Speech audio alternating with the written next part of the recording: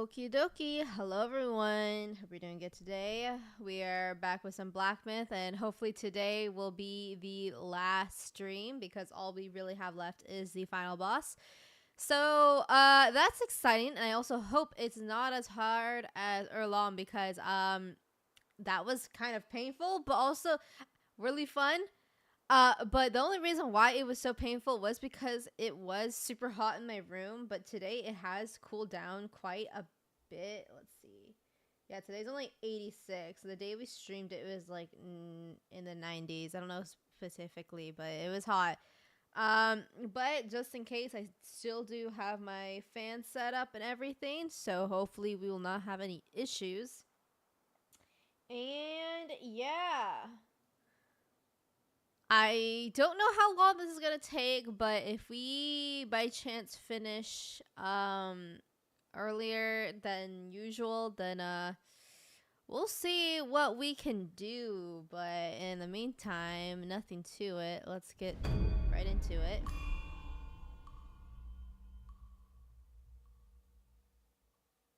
Hello, Berserkso. How are you?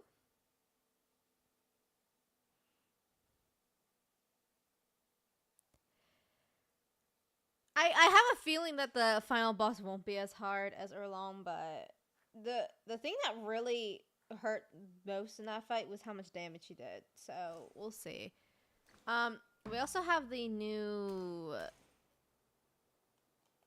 summon, so let's see. Kind of wanna check it out. Oh boy, why is it lagging? Oh, it's okay. It's straight up the stone monkey from the fight. Okay.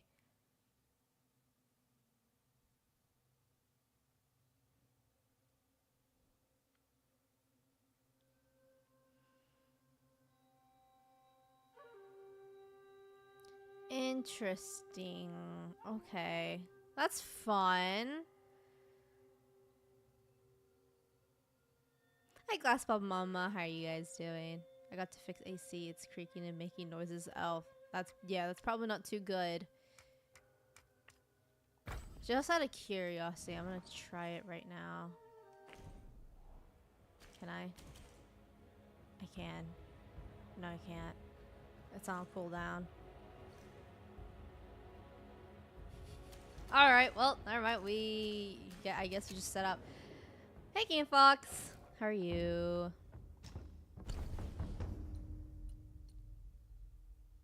Oh, okay, so we do have his weapon. Turret spirit techniques until it ends.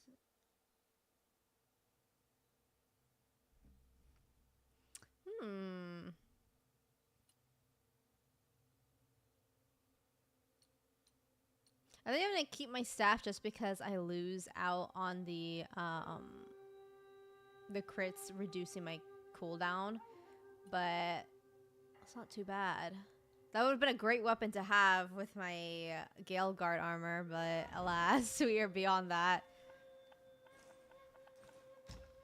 Okay. I think we need to go back to the waterfall, right? Well, reading is not a big part. Oh yes, you know what? Yeah, if we finish early today, we can read the bestiary. I kind of just want to get the fight done first, just so in case of me really fucking up today, it won't take horribly long if I just go into it.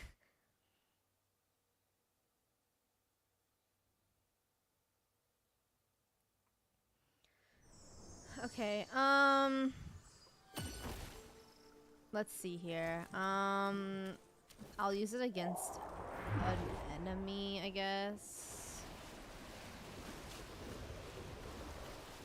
What enemy? We shall see. I know the hippo's around here somewhere. I guess we can try it on the hippo.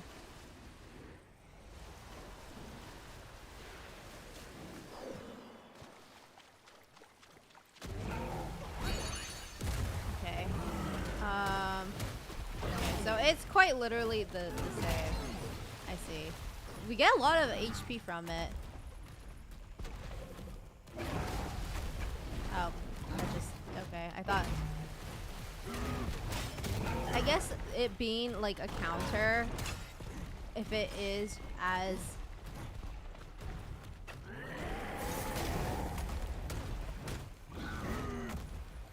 oh, it freezes them. That's nice.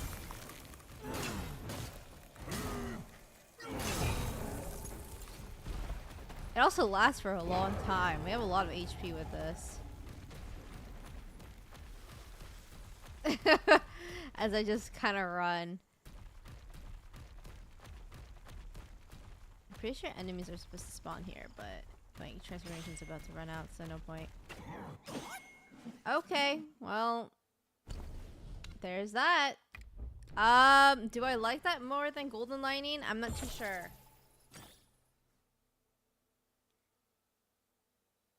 Like in the hammer buff on Monster Hunter. Oh, we, assuming we finish today, which we absolutely will. There's no reason for us not to. We will see that on Friday. Excited to see. Also, I'm not too sure how the top fans thing is working all of a sudden. Because, I definitely, it just kind of just popped up on its own. But hey, there you go.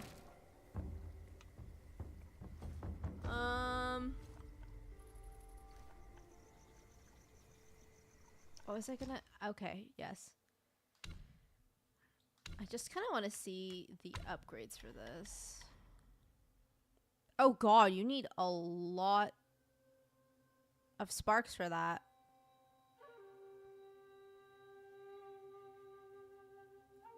Well, I don't have that. Boss is a multi-form experience, having 2 health bars and repeated attempts. So while your confidence is up in the stratosphere, he's still pretty challenging in his own right. Yeah, I kind of figured. But him having multiple health bars and you having to do it each time is oof, okay. I guess we can keep that transformation on, see where that leads us. But other than that, I think we're ready to go. I don't think there's anything else. Hold on. In terms of my wine, do I want to keep the sunset wine? Because I like the idea of getting my mana back. But the fan is really helpful. We'll see how my mana consumption looks. I'll just keep everything on for now. That's true. I can also charge heavy now. Because we're in chapter 6. So that helps out a lot.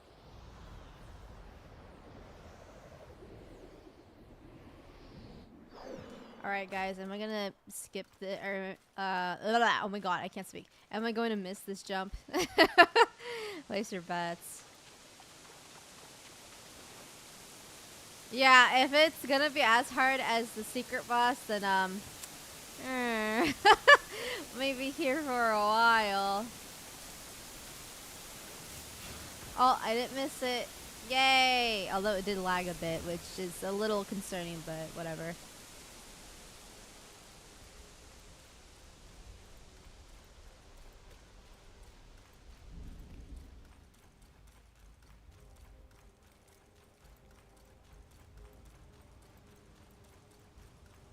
That's true, Berserk, so you didn't see it, but we did finish the boss before 8.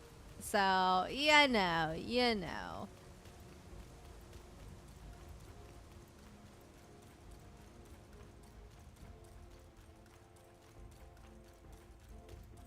You can charge the heavy and stone monkey. Oh, okay. Oh, I totally forgot you're waiting for us. It's been a while. Probably staying here for a long time. Oh gosh.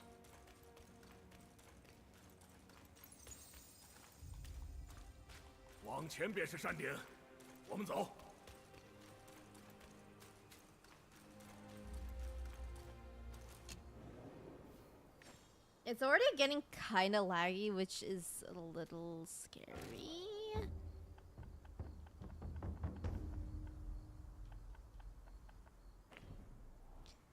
Well, Berserk, so I like to think that me beating the boss before 8 is pretty good. So, I don't know.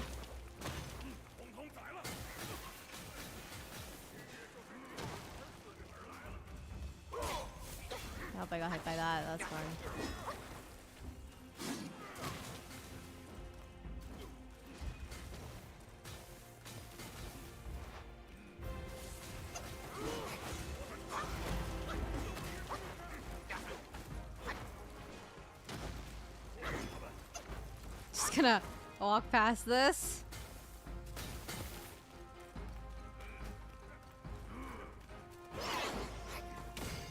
It's getting pretty laggy already.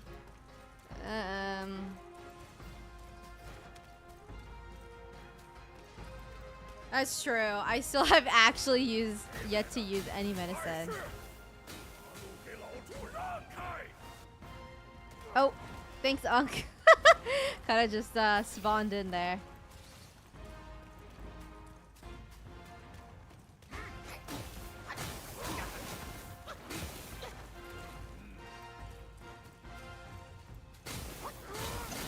Okay, I think the amount that is being like spawned in is also what's causing me to get the frame rate to get a little crusty.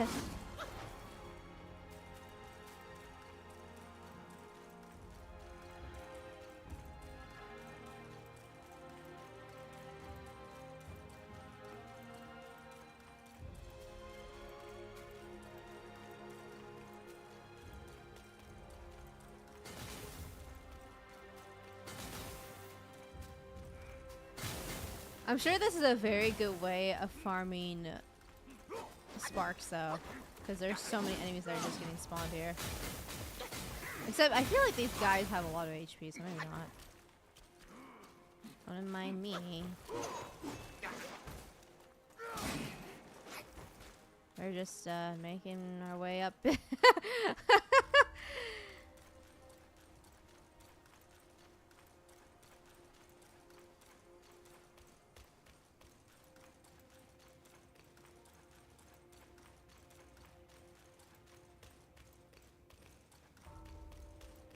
I'm sure fighting the enemies all the way up would be very cool, but I'm simply here to beat the boss and nothing more.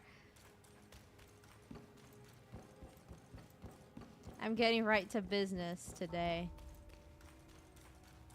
Which may not bode well for me, because that means I don't have anything to warm up on, but whatever. Just making sure this... Okay.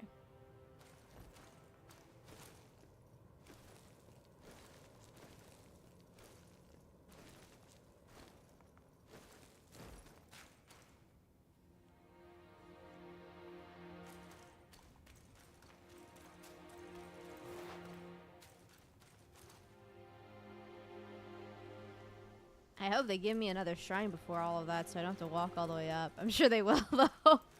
If they don't, that's a little bit mean.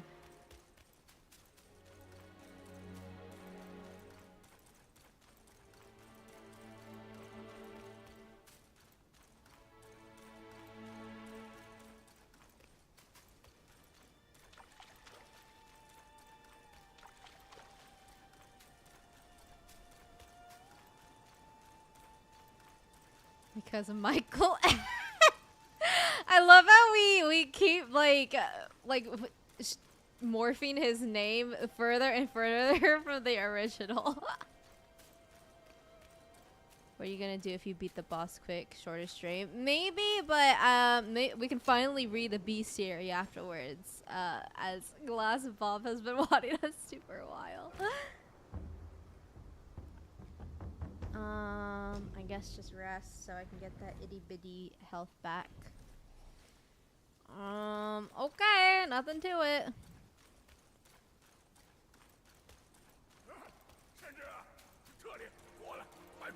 Yes, Unc? 这石头，以我老朱的见识，大抵就是大师兄化成的石卵。可我敲了敲，无甚反应。哎，你不妨再仔细查看一番。Okay.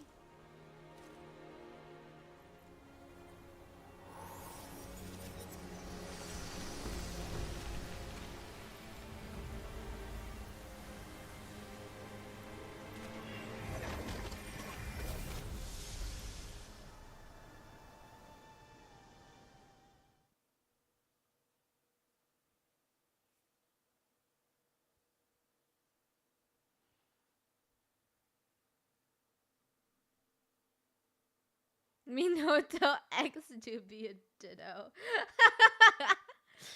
You have a bunch of mine cores you didn't use.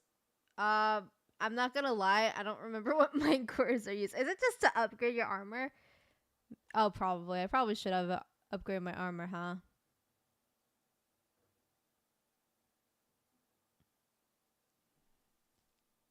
Oh, well. We will do that if we really need it. We probably will, but it's okay. We'll go in there raw for now. Then change anything if need be. Hello. Ah. 来了。来了。上船。啊，我说老侯，上了你这贼船，不会回不了头了吧？天下哪里不是贼船？不上我这艘，你以为就回得了头吗？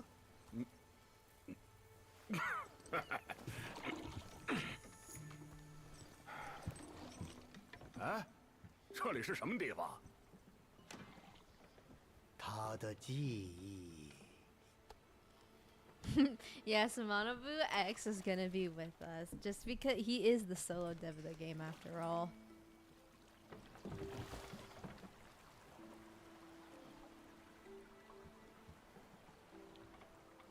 Cool.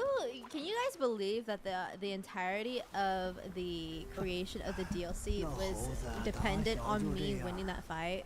捡到好东西一定要拿到手，别人不给他就抢，这眼见便喜、不择手段的臭毛病，与黑熊矜持又有何分别？小偷小摸要不得，学佛悟道就是大功德。哎，我看呐，差不多，都差不多。呵，好一只泼猴，在地下称王称圣还不够，偏要跑到天上去讨个官儿做。可这天上没待几日，只因王母不请他赴宴，便怒发冲冠，恨不得把整个天宫都给拆喽。哎。耳听己怒，恣意妄为，和那黄毛畜生一个德行，养不熟，养不熟啊！那时他还小，不懂事儿嘛，又没佛祖教，又没师傅带，你这老人家也忒小气，老揪住人家小时候的丑事儿不放。大了也没好到哪儿去。他从那五指山下出来后，说是懂了礼数，收了心性，车迟国这一泡尿，就全露馅了。目无尊长，自封偶像，从来没把佛祖师傅那些教诲放在心上。嗨，顽皮而已。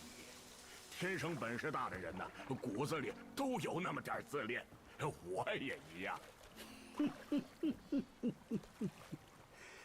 比秀痴爱，目空一切。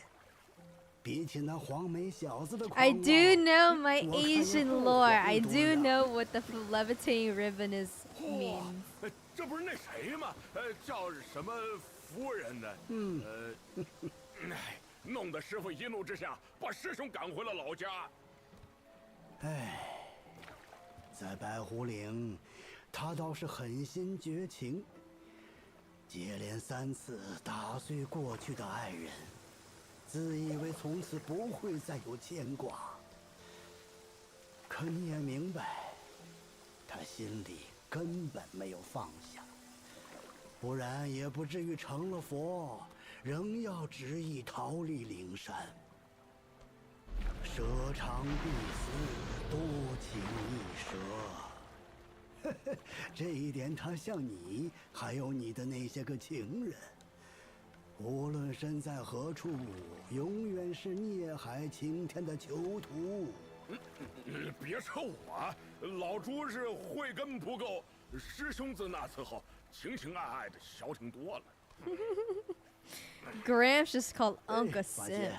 啊，仔细看看，这里很多你的好朋友。酒肉一场，算不得朋友。酒肉朋友也是朋友。你说是就是吧。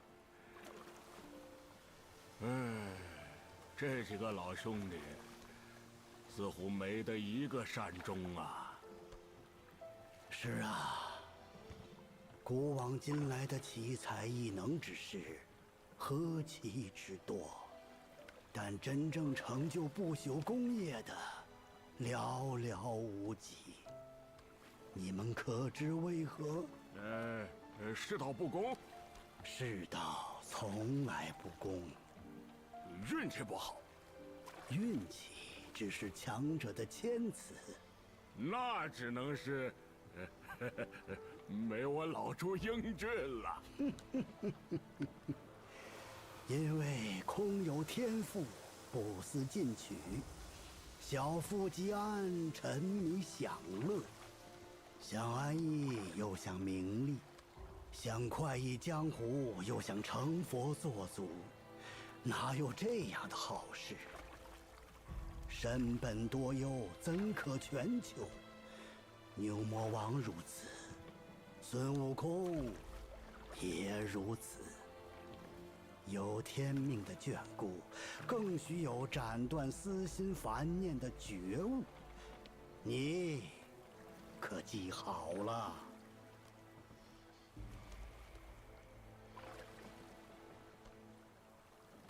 啊，老侯，这不能是师兄的回忆啊！你又弄鬼哄我们。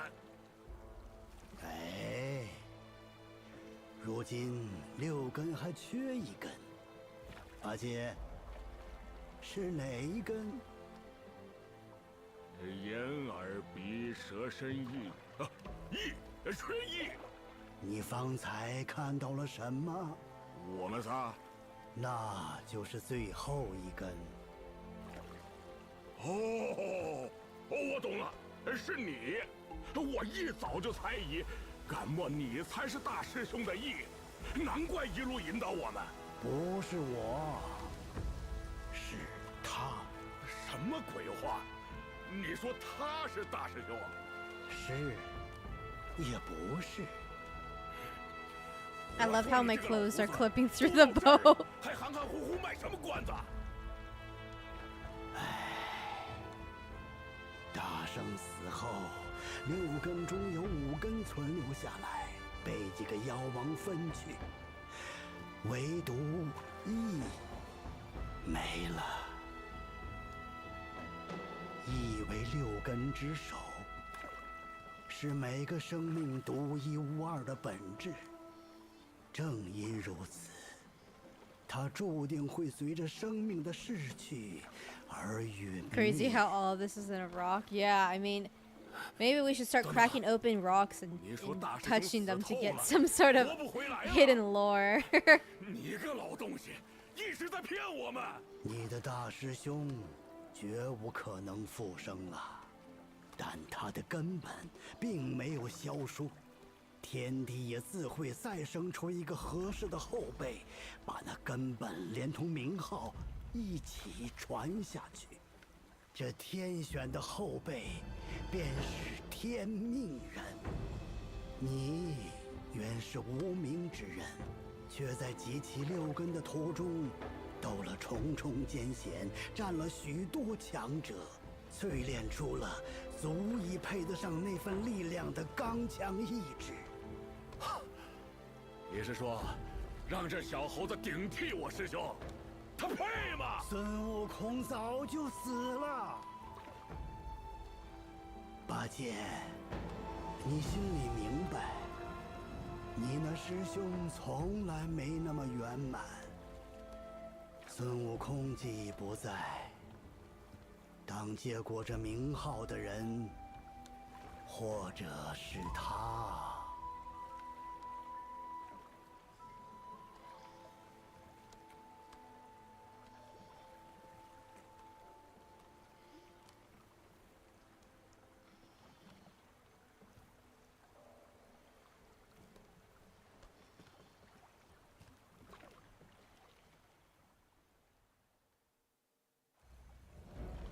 到了，后面我们不便再送，你需独自过去。孙悟空死后， I'm just glad 留 Unk 下了 has 一具 survived 六 with 根 us this 全 whole 无的 time. 残破古阵。纵然多年过去，那残躯仍有天然灵性。 Oh my god, do we have like stone monkey face off? 你若真是天命所归，便去亲手将这具不生不灭、无魂无魄的僵尸除去，从此六根合一，稀有重续。不成不成啊！太医上木木楚楚的，我不放心，我同他一起去。这个地方本就是悟空死后残留的执念所化，这返本还原的最后一关，只有靠他自己，你我帮不上忙。不信，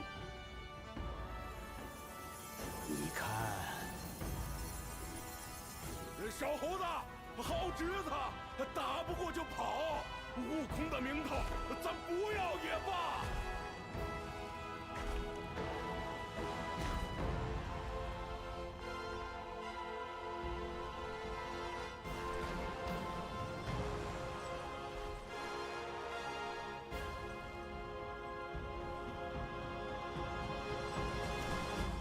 Okay.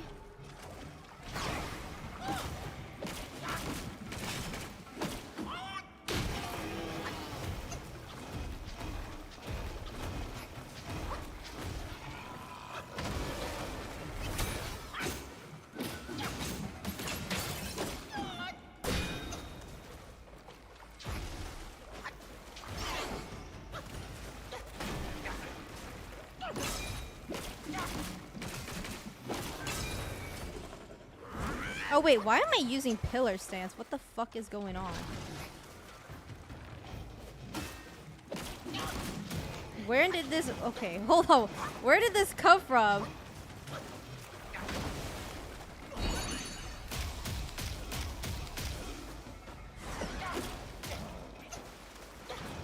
Now I'm like thrown off.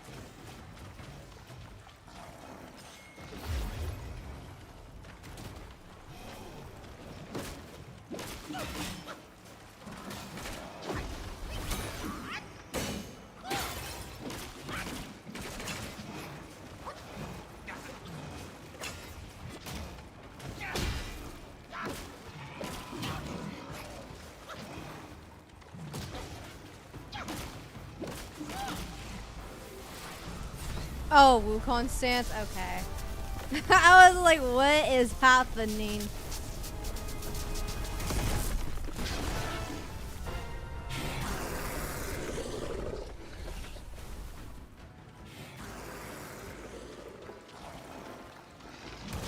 Oh, I was not prepared for that. Okay, rhythm game time.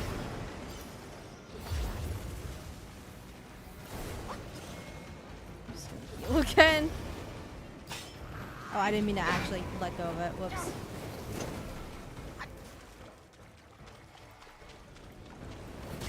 Oh, jeez. I'm not... Okay.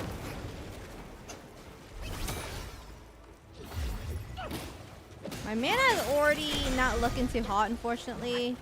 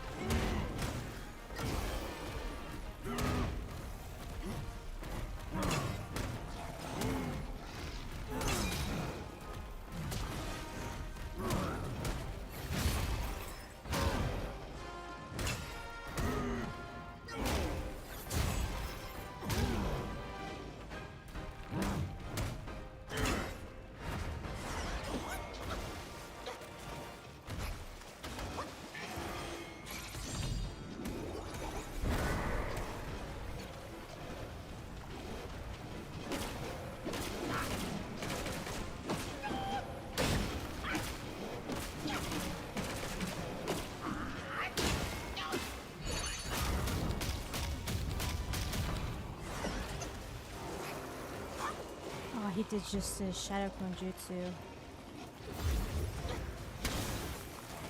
Oh.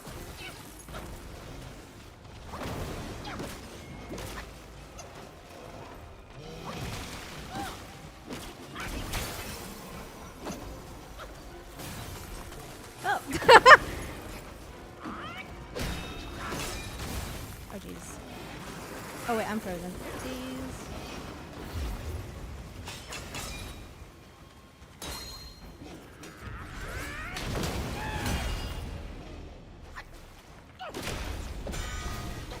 Oh, right.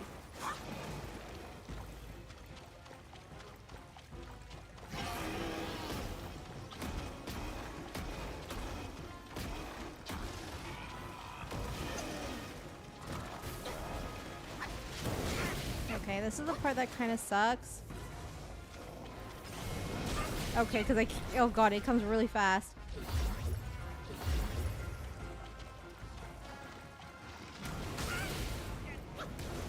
Oh!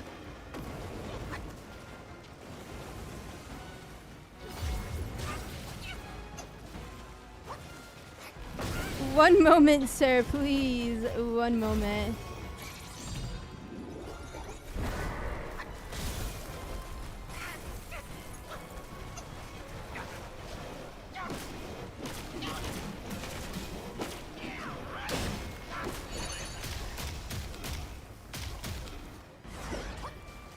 Oh, that's so sad. Can you not jump over that? You're right. I probably could, huh?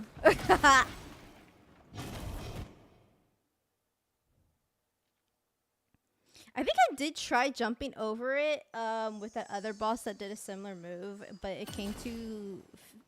Each one came too fast, but that's okay.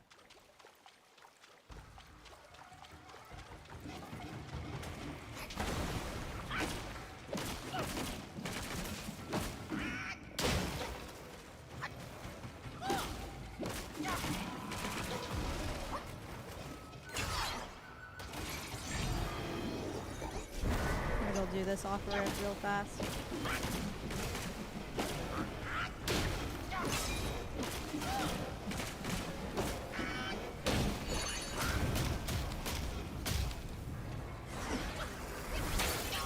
Oh.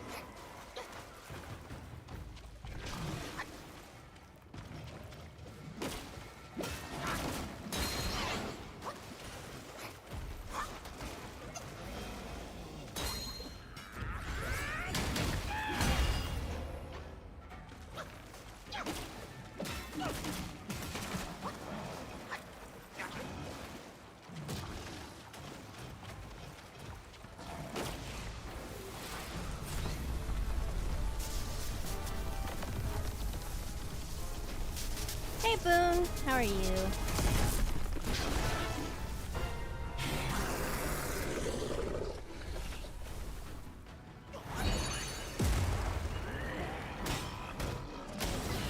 Okay, maybe...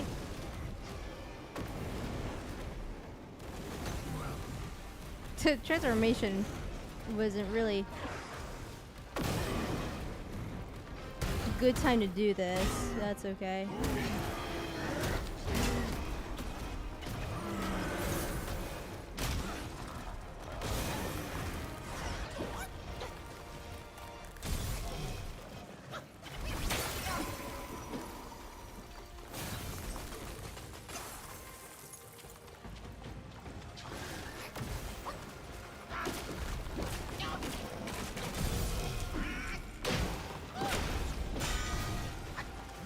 I need to listen to that so I don't hit it.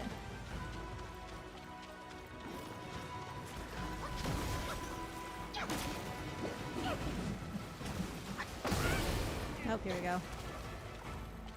Oh, never mind.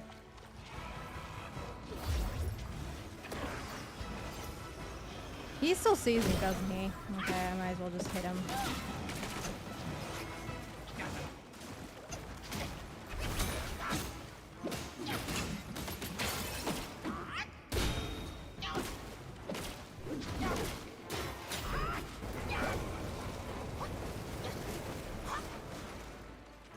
Somehow I dodged that.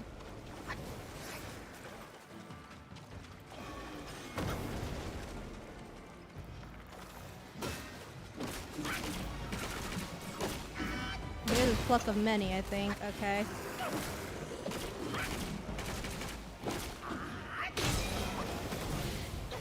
Ouch. Ouch.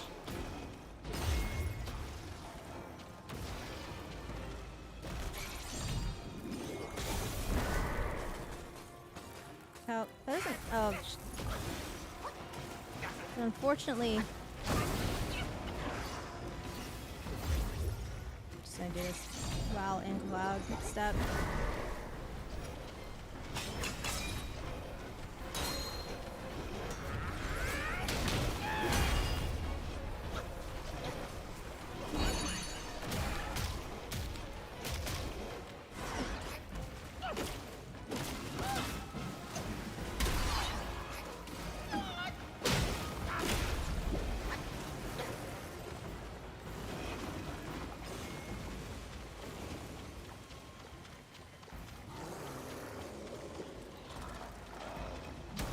I knew that was coming.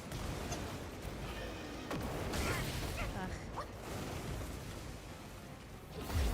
Oh, I didn't see the second one coming.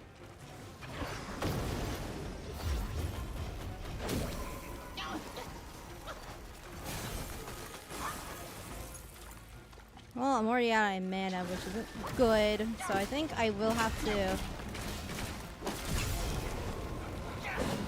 How did that miss? Okay. Jesus, I keep forgetting about that move.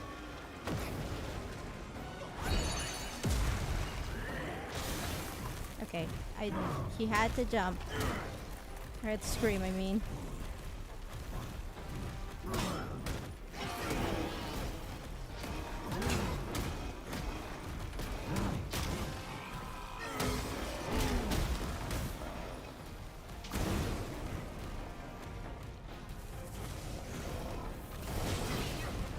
Okay, shouldn't be backed up there.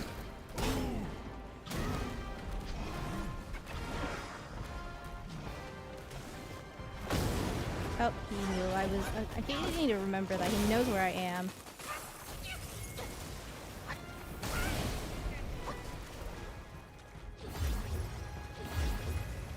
Why am I stuck?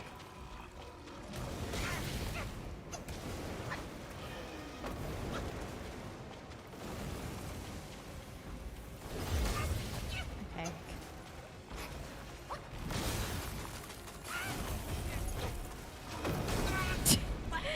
Okay, I need to not stop. I think I just need to stand instead of like stopping to heal.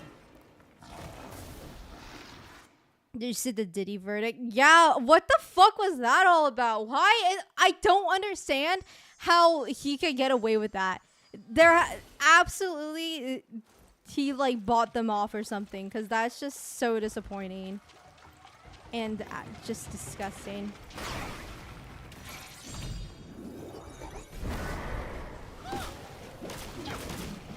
I'm actually really upset about that.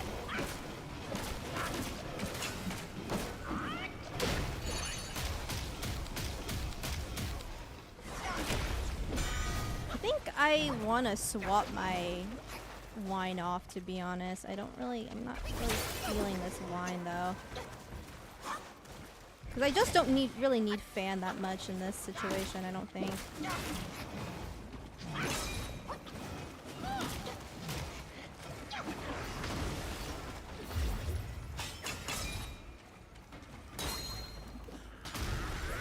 He got me at the end. That's a little unfortunate.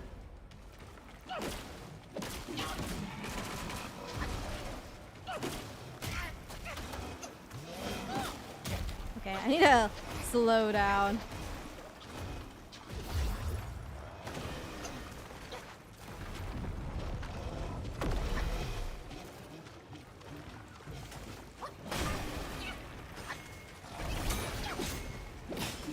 I'm already halfway down to my mana, unfortunately. Yeah, definitely has one of the judges with blackmail bottom off or something to that similar. It's just so ugh. I cannot believe they did that. Okay, I kind of figured he was gonna do it. Probably should have just watched.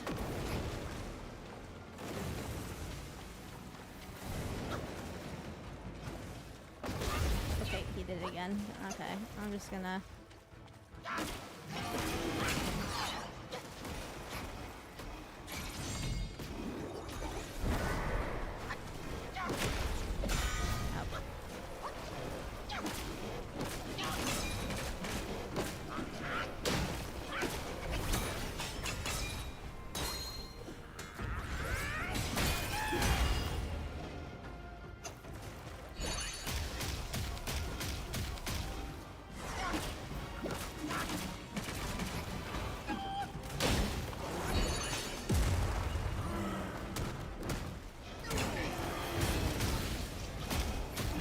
Oh, why am I getting like hurt like crazy? Oh.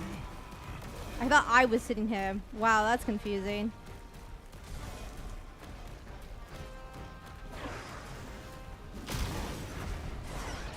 Well, that was a waste because I couldn't tell who was who.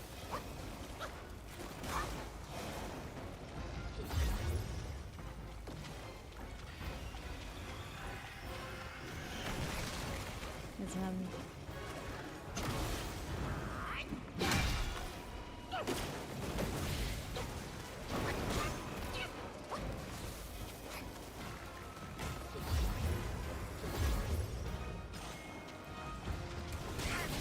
gosh. Okay. Okay. Well, that was just a waste of heal. Alright. Mana consumption is an issue here, so I'm gonna swap off the wine. The fan is just okay in this fight. It's not definitely not as helpful as in with Erlong.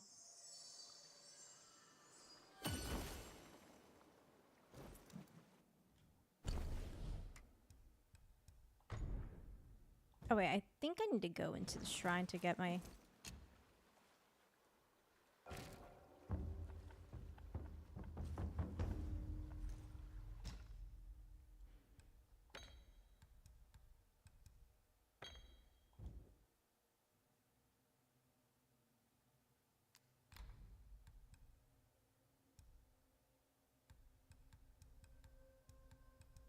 To this day, I still really don't use Pluck of Many. I think I've only used it like 3 times.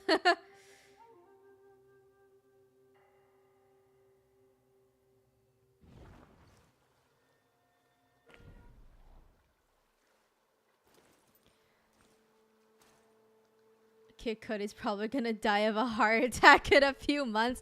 Yeah, honestly, he really should be on the lookout because that shit's not good.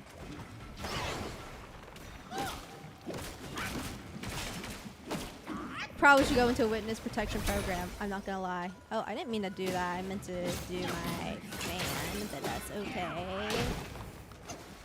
Now let's do the fan. Okay, I'm kind of surprised that didn't hit me.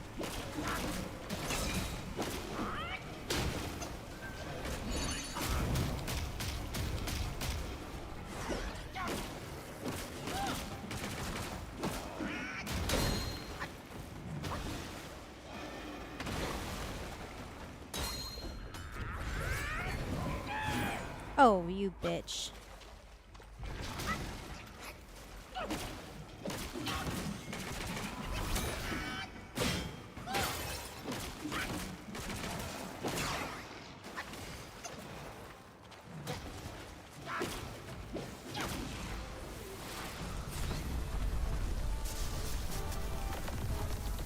Maybe I should become a judge like those K-dramas.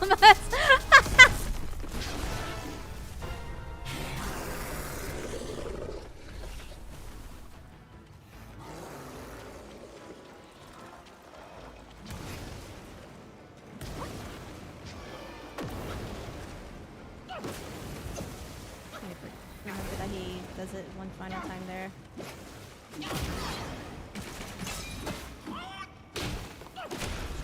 Oh, saw that coming, and I still hit him.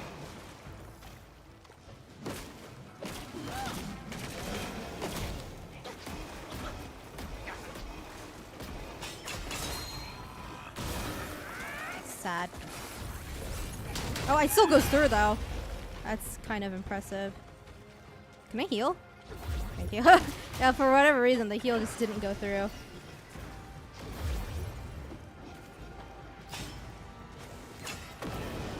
Oh, this is gonna hurt me though. I'm just gonna rip it so I don't get hit anymore.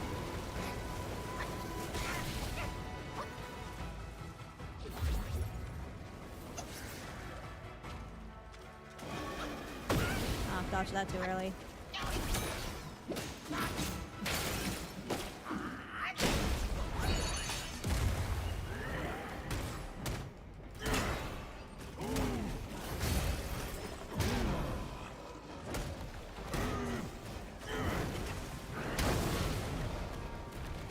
Oh, my cloud step work.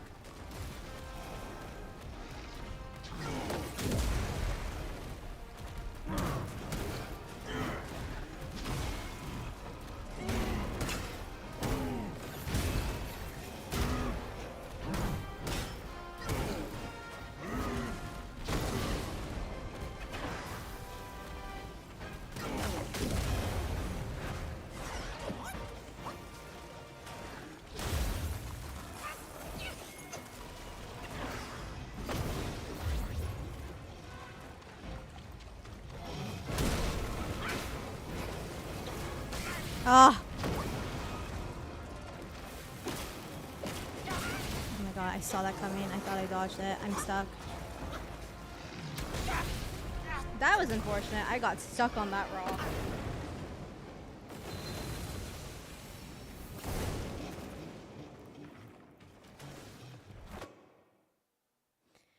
Fret not, Pokemon Mini is only ever amazing New Game Plus when there's a direct buff to the coordination of the monkey clones. Okay, great to know because I just have not been utilizing just because it takes so much mana.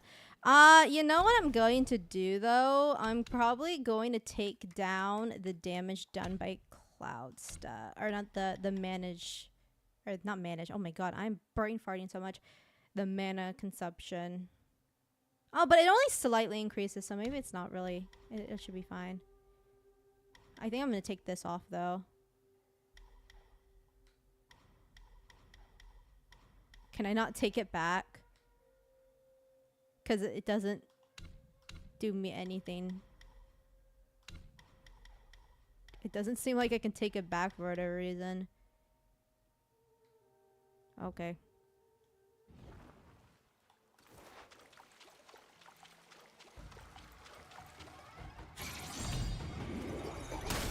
Whoop. Oh, I got it. Never mind.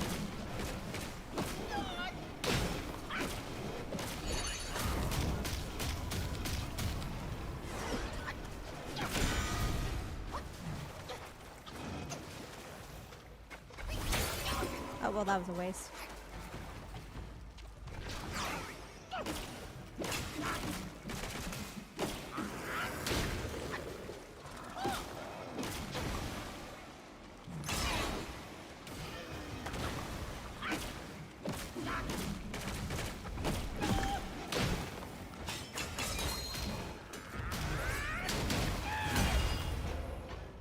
I just sacrificed a shit ton of my HP for that.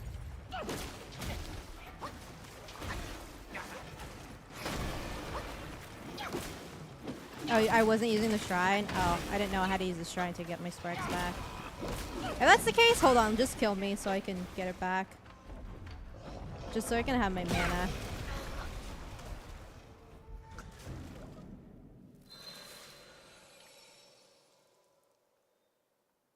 Oh, I don't hate the boss. I think the only boss that I've hated so far is the Inspector, just because the having to wait out his little unicycle was very boring.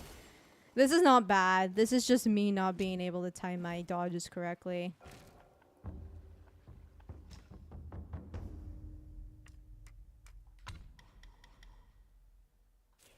Okay. That should help. To use this last 2 sparks somewhere though? No idea. I guess I can do it with something here.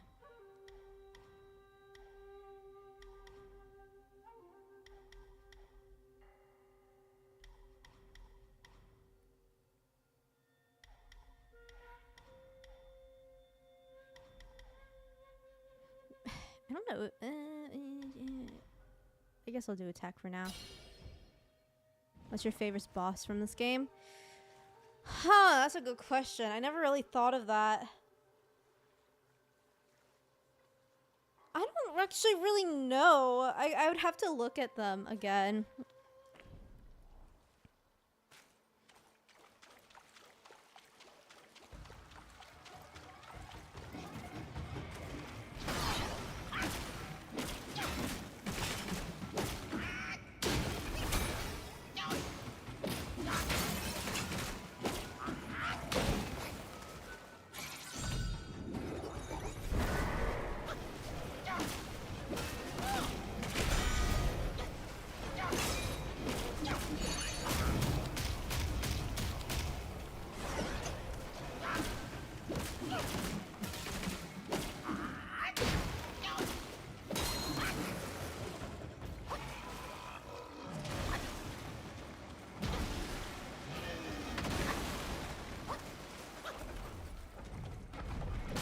Oh, I should have just backed up.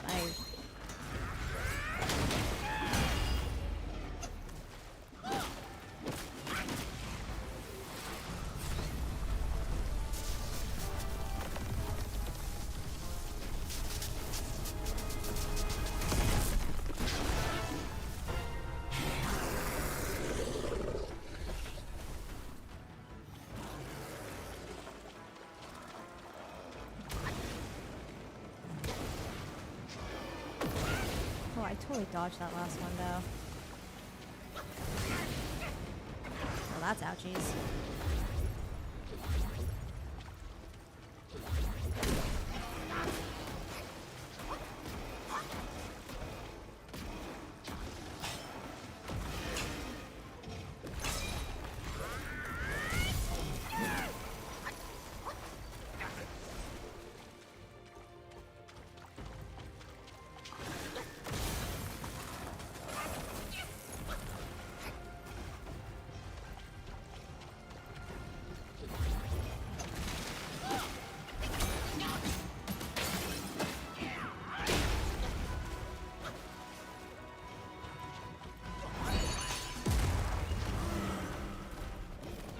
Oh, I can dodge out of the stream.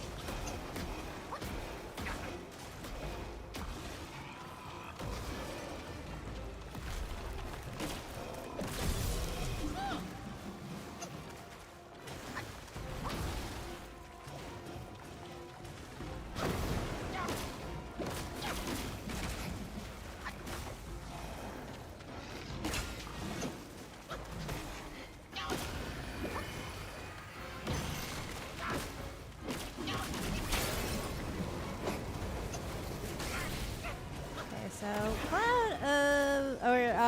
Immobilize seems to just do that really shitty move that I don't like, so maybe I shouldn't.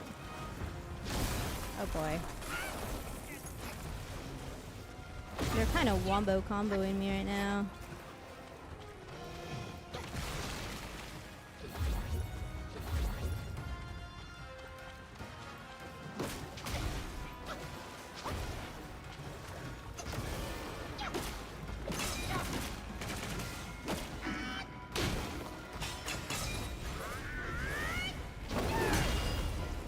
Oh, at least I hit one of them.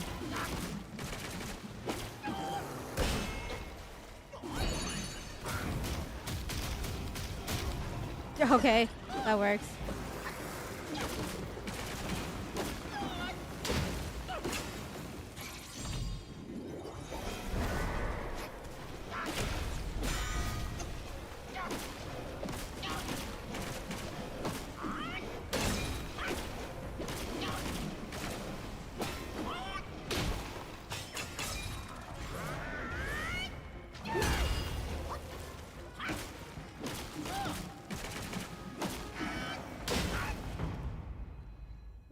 finally.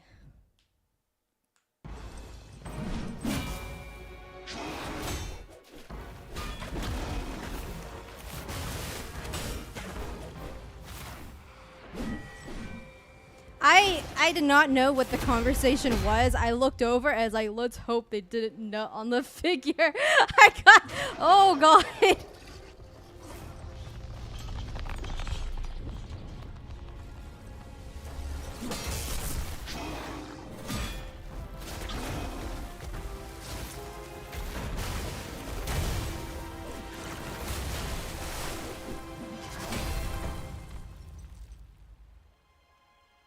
Is this our version of a bro fist?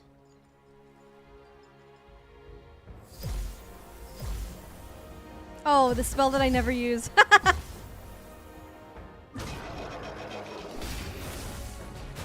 No, pleasantly surprised the fight didn't crash, but to be honest, there wasn't a whole lot for it to crash for, thank God.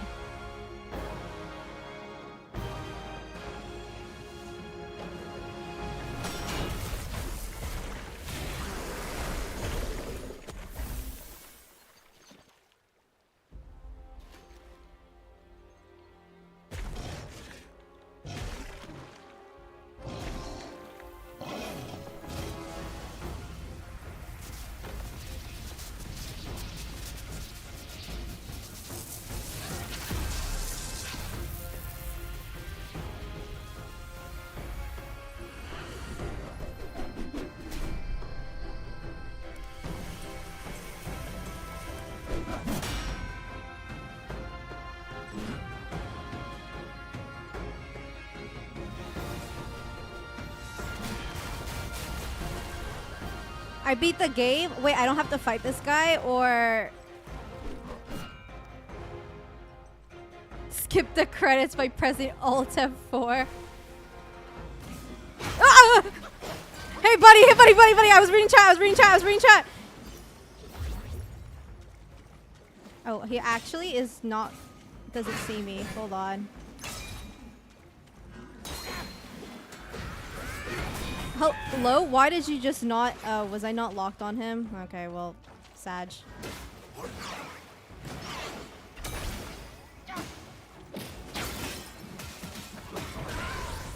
Oh, Ring of Fire, that's cool.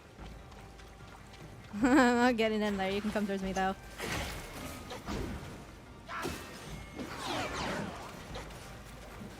This is so cool! What the hell?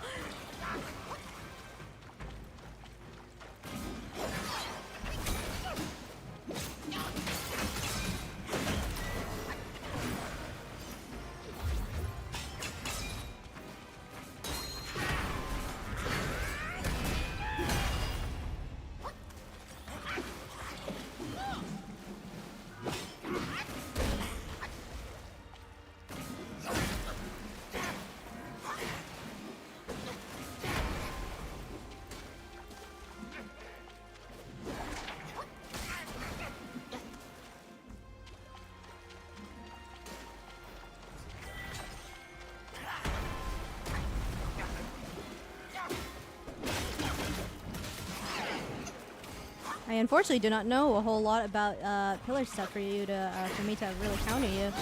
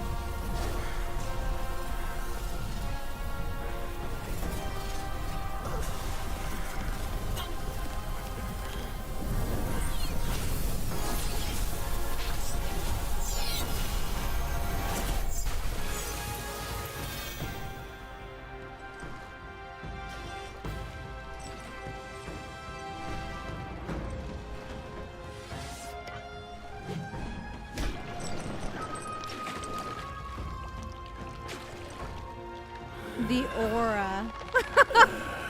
He's aura farming on me. I assume he took all my spells. Oh, no, he didn't. What did he take? Ooh, he did.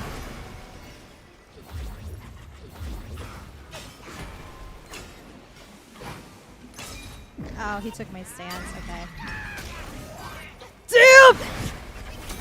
Oh, shit!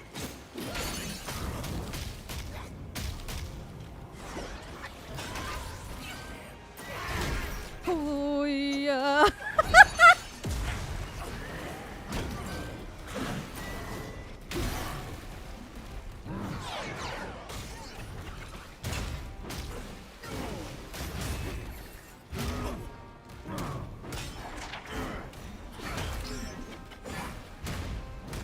What? Oh, he whipped a heavy on me as well. Don't worry, dude. I do that all the time.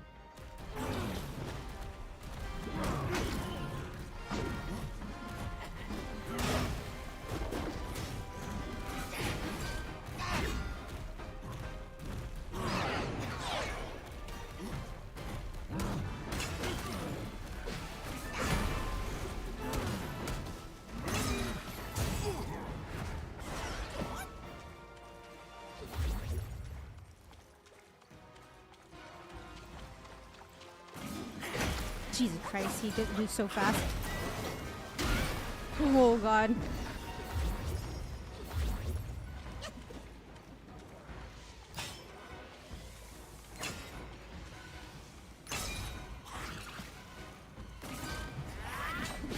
Oh, he used it on me. God, he reads me so well.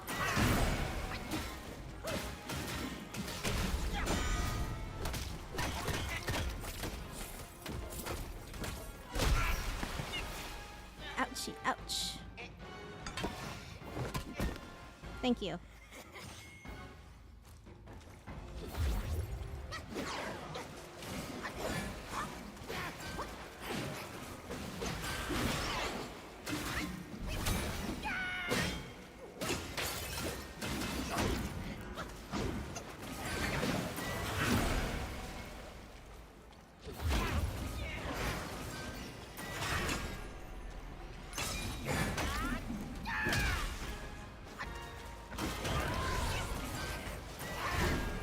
Jesus fuck, dude.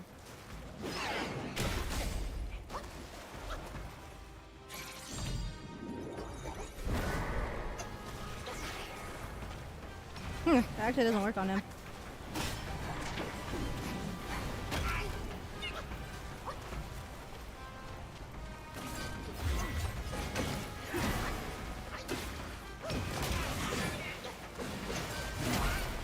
I think I might lose this.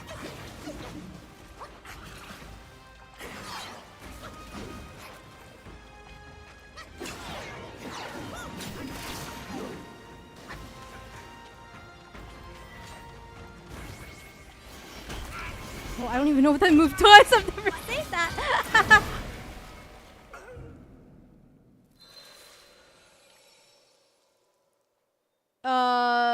Well, oof.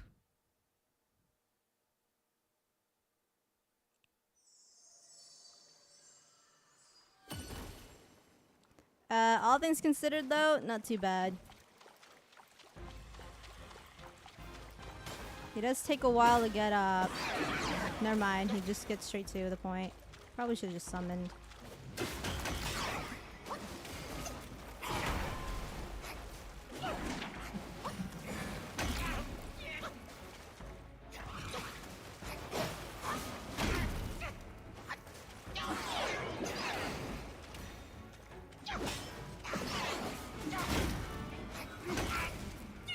Okay.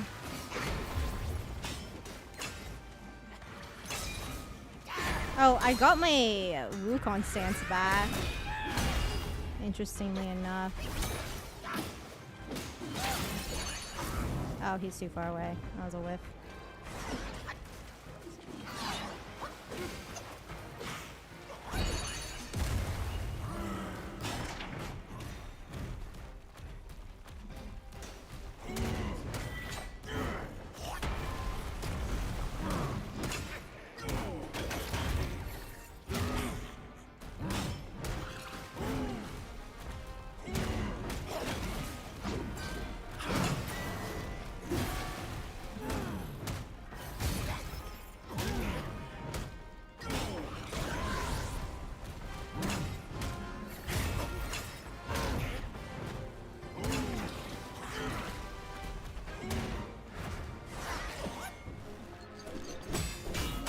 Since we've already seen this.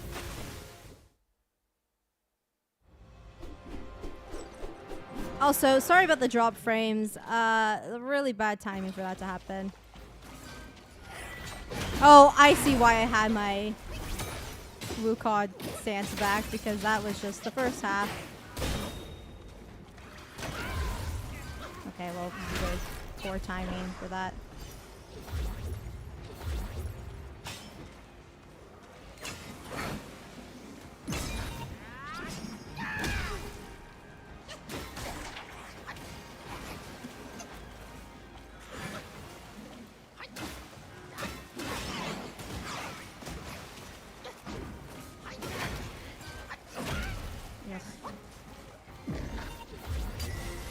Oh, he immobilized me.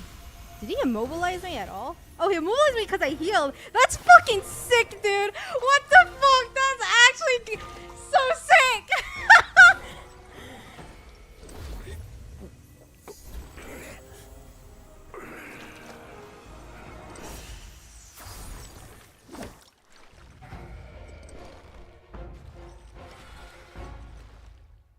Dude, I'm actually smiling so much. This is so cool.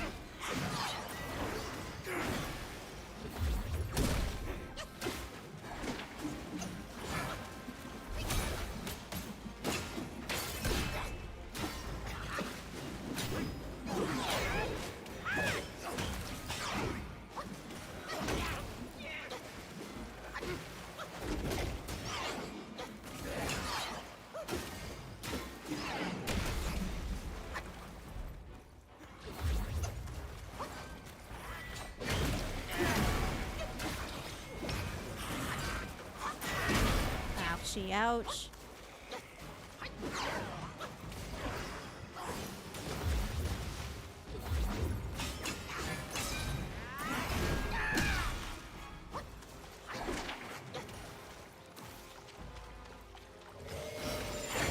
Oh, I was expecting. Okay.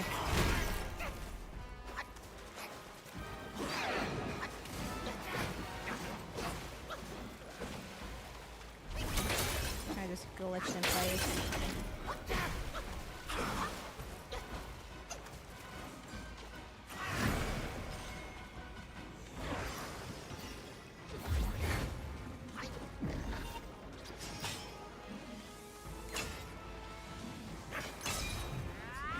Okay, well, that sucks.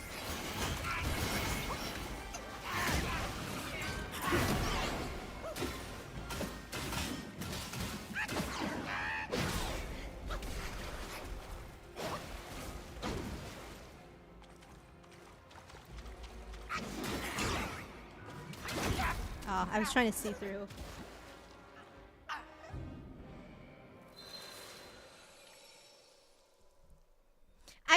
I literally can't even be mad. He was actually aura farming on me. That's so fucking cool.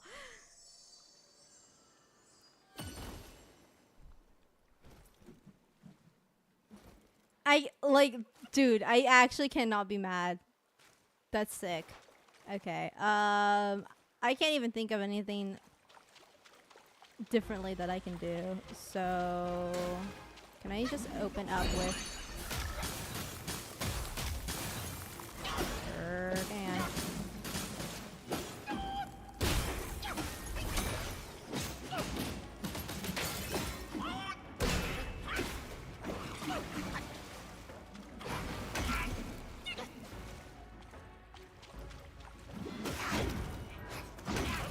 Oops. Oh boy. Well, that sucks.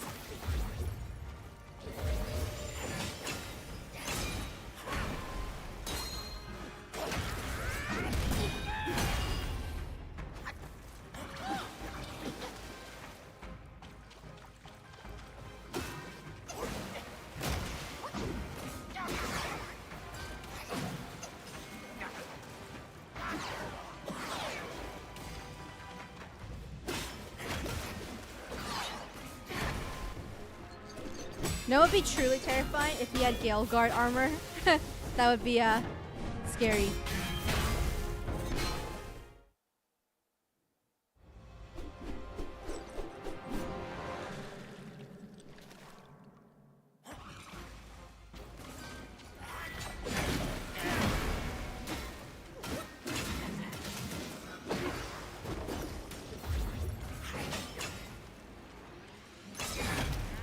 like accidentally got too close there.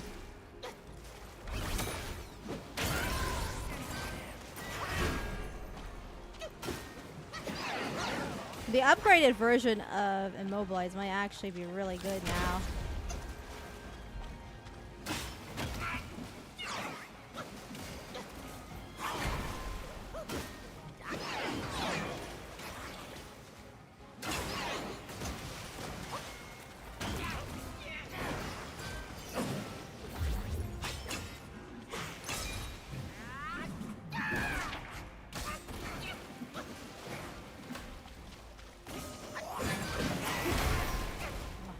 I dodged that, but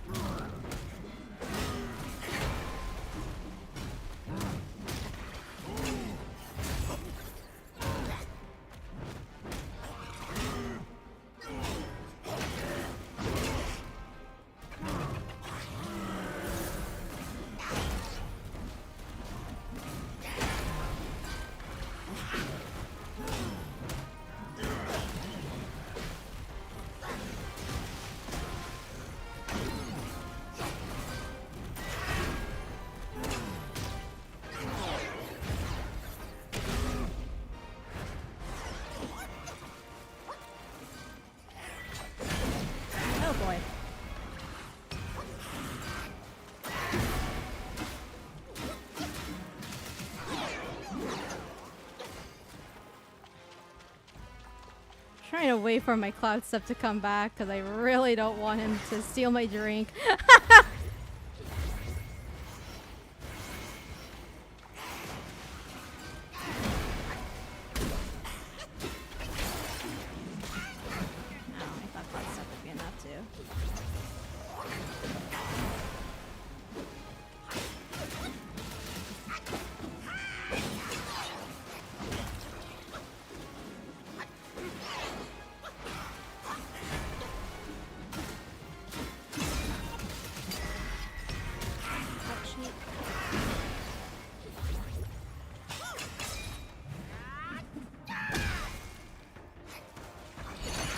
Oh, you're shitting me. That's sad. That was a good one too because it was ice. Maybe, honestly, is it time to... he's never done this before. Is it time to bring back the guy?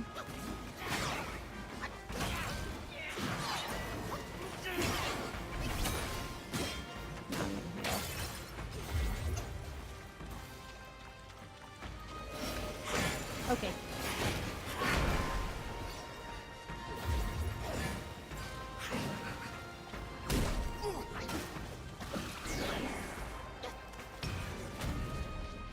That's not fair. He gets to use his cloud and I don't. Aw, he does so much damage there too. Uh-oh.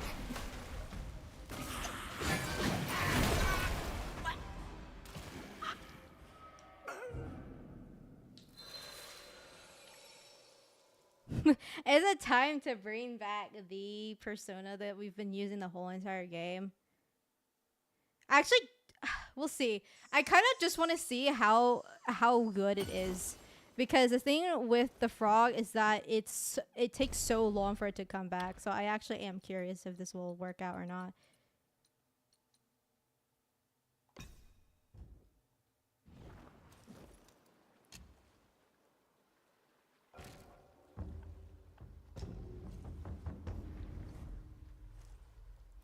Wukong be like Yellow Long or Erlon and Supreme Inspector. The big three is just big me. Yeah, three of the ones that gave me the most trouble, but that's okay. Was there anything else that I wanted to do? Oh, right. Bring back the better my better immobilize. Is that worth it though, I wonder? Because most of the time he does counter my immobilize more than anything. I'll try with one more time without that buffed immobilize. Hey!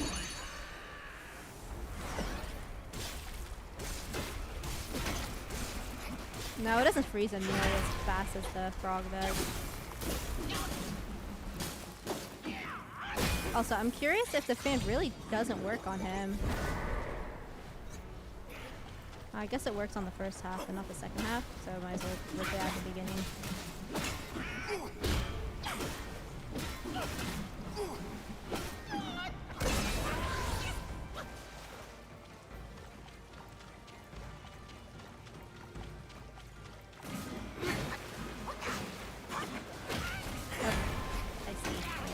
Kind of got whipped at the end because of the ring fire. Ooh. Not a great start already.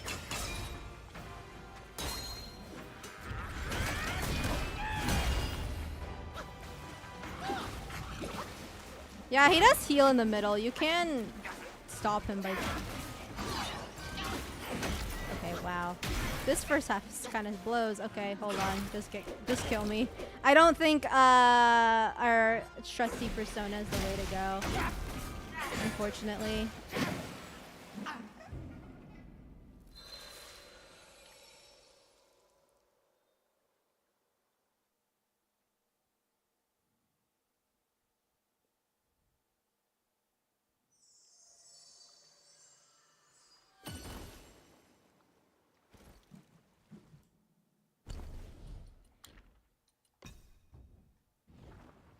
Let me get that back.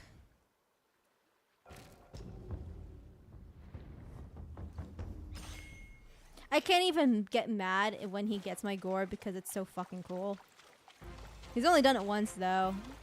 And I think the safety around it is just to heal whenever. Just heal whenever you're in cloud stuff, I guess.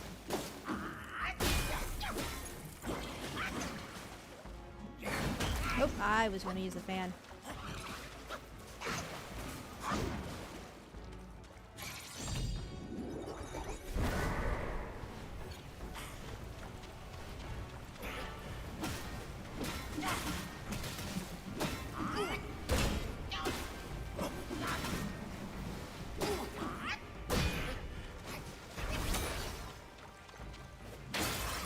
That was another immobilize on my end.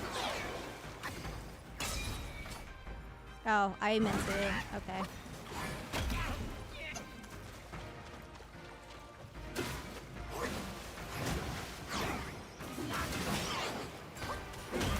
Oh, I almost dodged that whole entire combo.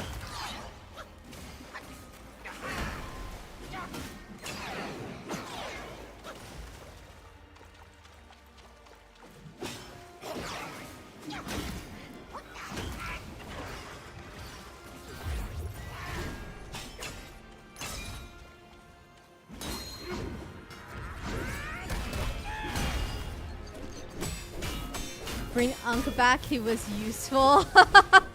Maybe the angle is Unk, you know? I do miss Unk, I'm not gonna lie.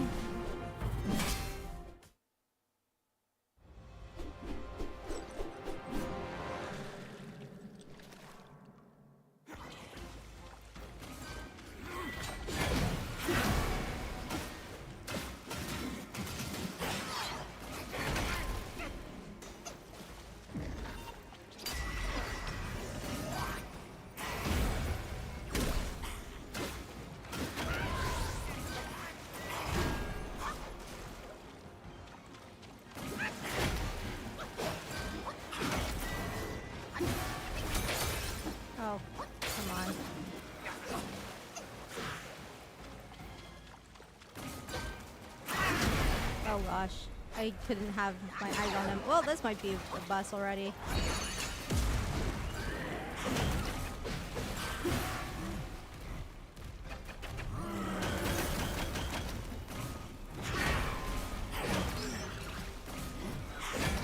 Oh god, this is a horrible transformation. This is such a bad run.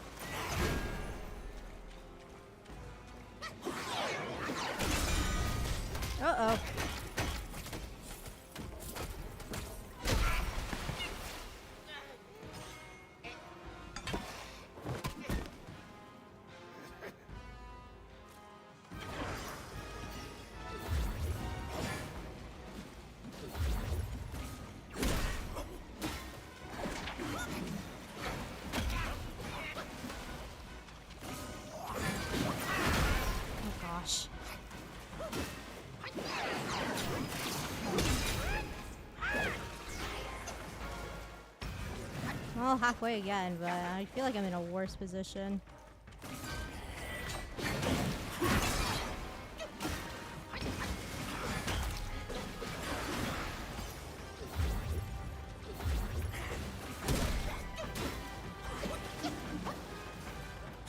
Let's see if it really runs away from it. We'll see. No, I think I was just really unlucky with that summon, I guess. Never mind, I can use the fan.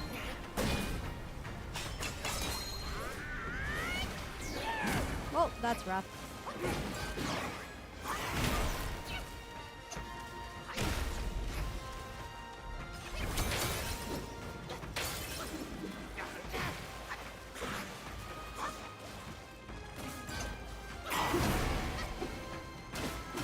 I can't really see him. I need the camera to lock on him, please.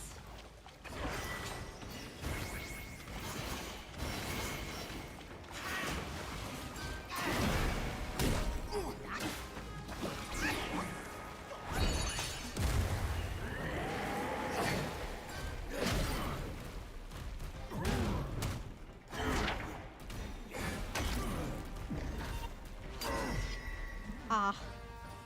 Sag.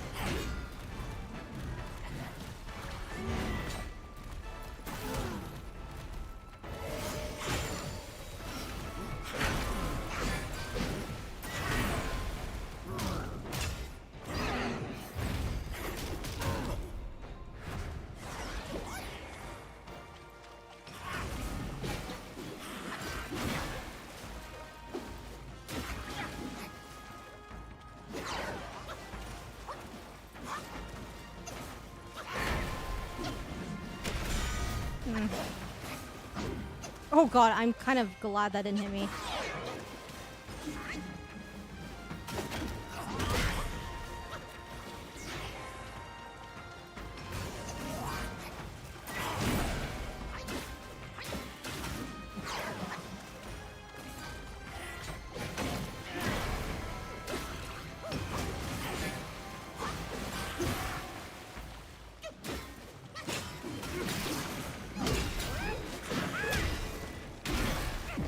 So risky.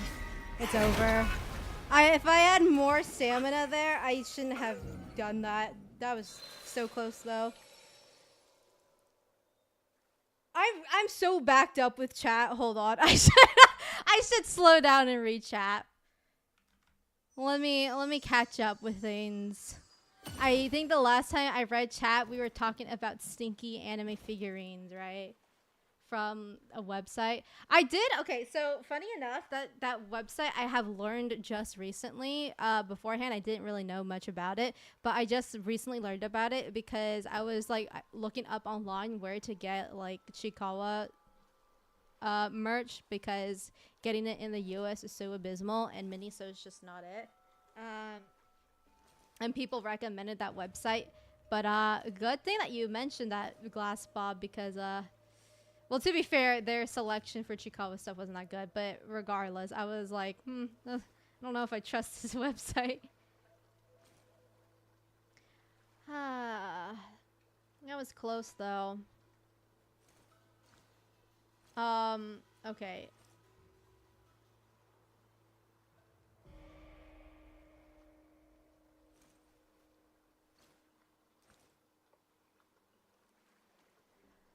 Chinese pantheon is their whole bag of worms because they're separated into like 4 different eras. The primordial.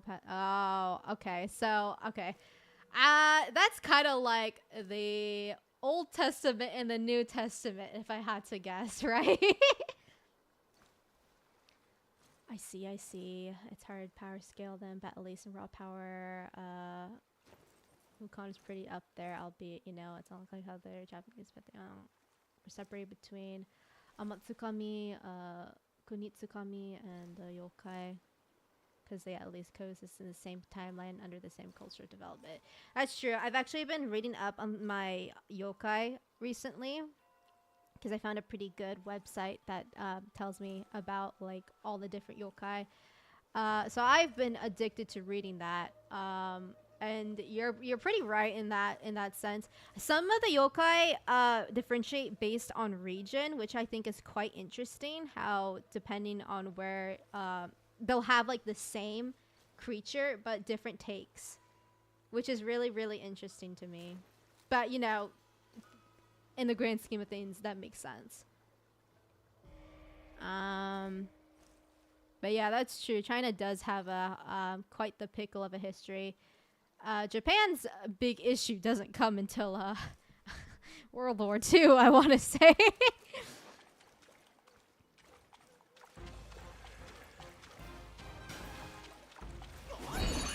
Please excuse me, Wukong. I kind of was hoping for...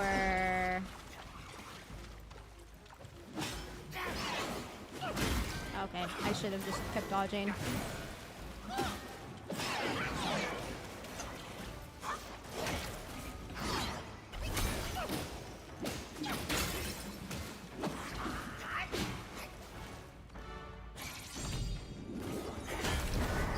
Well, I'm glad I was able to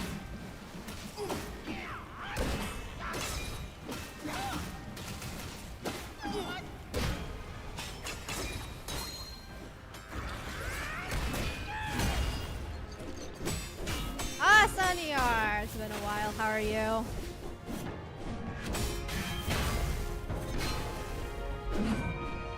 Green, black, yellow, long bro is super useful.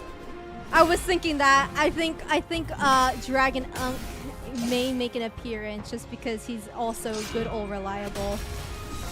Also, why do I keep watching this?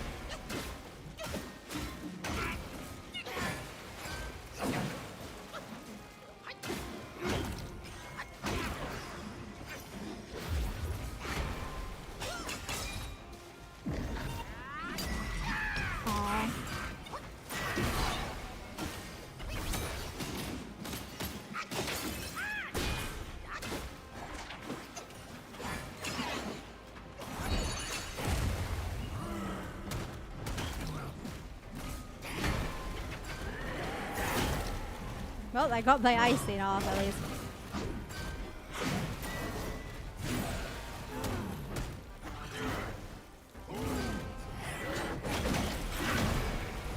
This wasn't a very good transformation.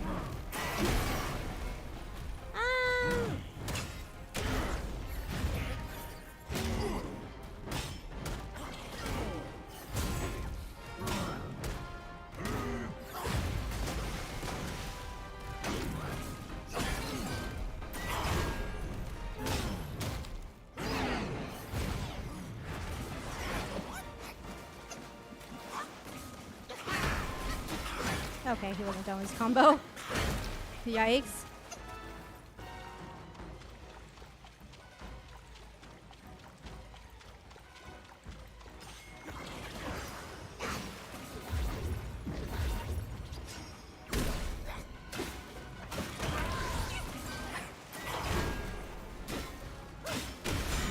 Ah, shit.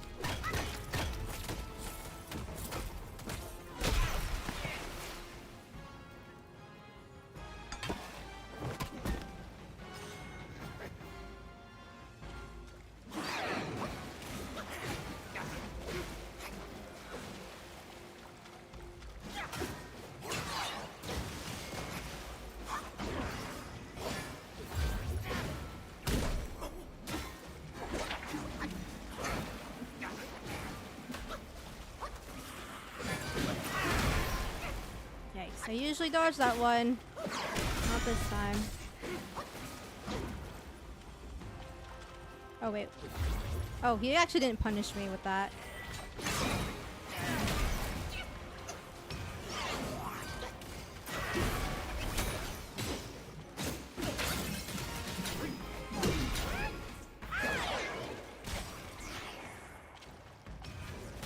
Oh, he grabbed me. That might be Raps. Well, actually, I don't die in... Never mind, I do die instantly. Oh, am I so... Okay, I was like wondering why that... I've defeated Venom Dao's second phase with just Azure Dome the entire fight. It does last for quite a long time, which is really good, but I kinda want to go to good old Reliable. Now that you mentioned him, I do miss him. I also just am not... I don't think I'm really...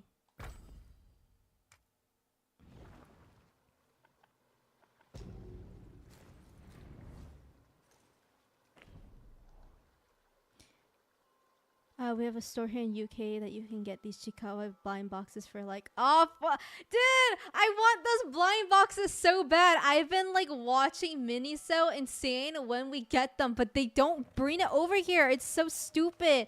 Ah! I want Chikawa. I want Chikawa.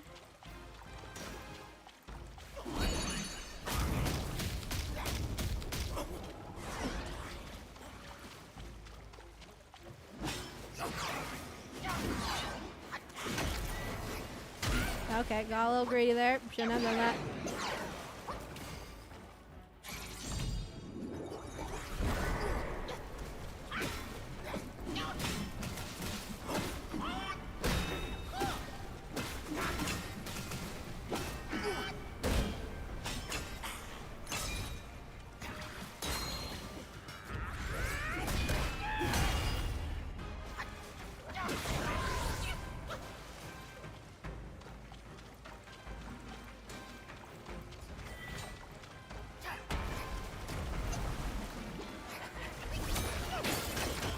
Oh, he broke out of it. Okay. Well, I was hoping to do this without any healing.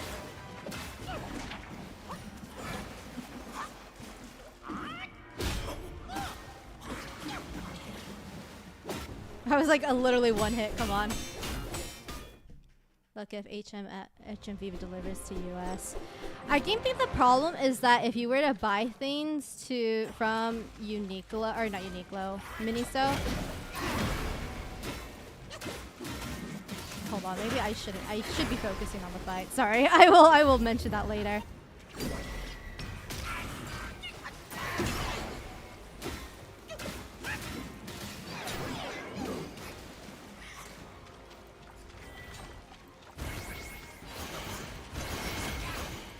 I wonder if I can just run that entirely.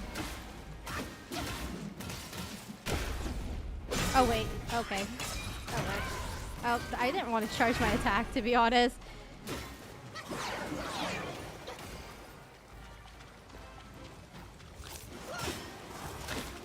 I think he's healing right now, unless he's just eating.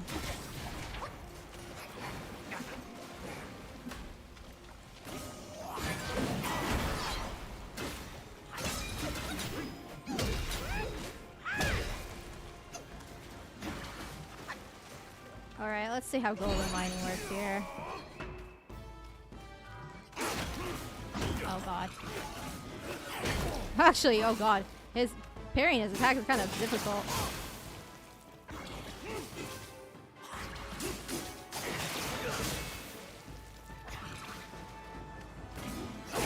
Nah. He does too much damage to me, so I'm a little bit scared to just straight up miss him. Okay, I should just throw it down.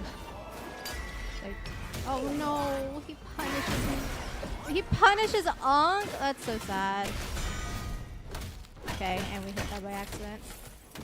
But the thing, what I was saying was that whenever you buy things from Miniso, unfortunately, they'll just be like, just buy from our US store.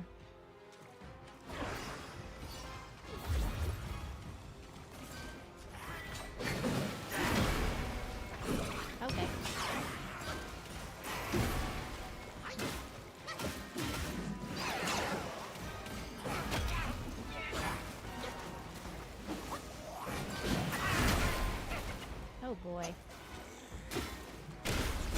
Oh, that's okay. That was scary. I would like to heal right now, but he might punish me for it. I don't think he'll punish me for it though. I guess I can heal when he's mid-attack.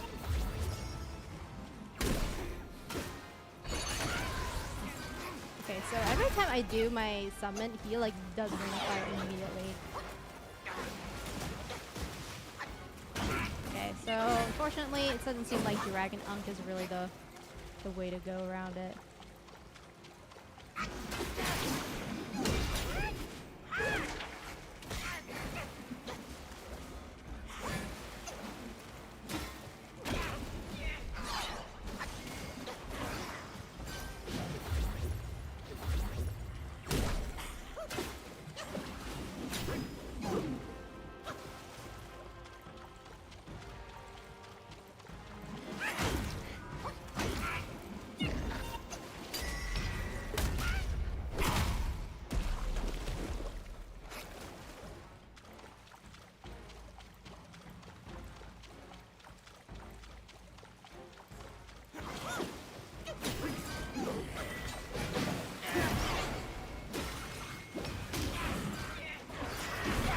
Oh, he still hit me. Whoopsies.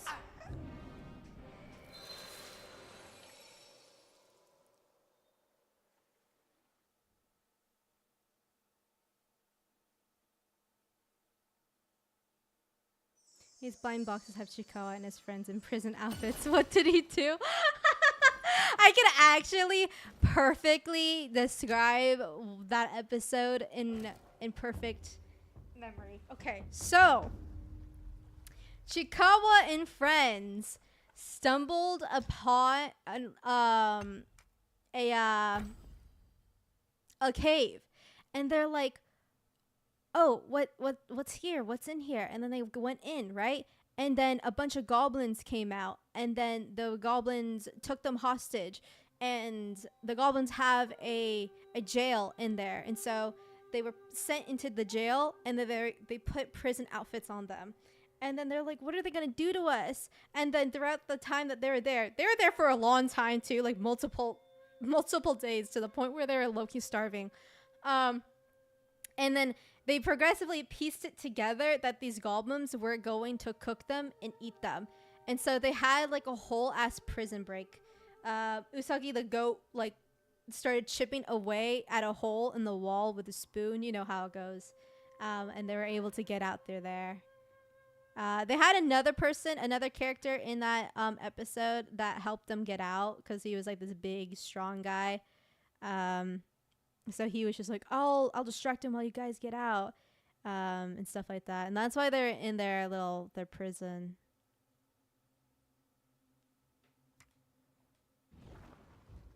Prison outfits. That's actually really funny that you have the prison outfit though. The prison gacha. Oh man, I want gacha so badly. I want the thenies. It's funny too because someone has made the exact weight amount, and obviously you'll probably get yelled at if you weigh the gacha boxes in the store. But the ones that the lighter ones are Momonga's bitch ass, but the other one is Kurimanju, and he's the goat. So that would be a half and half. And then the heavier ones are Usagi, no, go figure. And Rako. And then the middle ones are Chikawa and Hachiware. And I think just to be on the safer option, I'd go for the middle one. But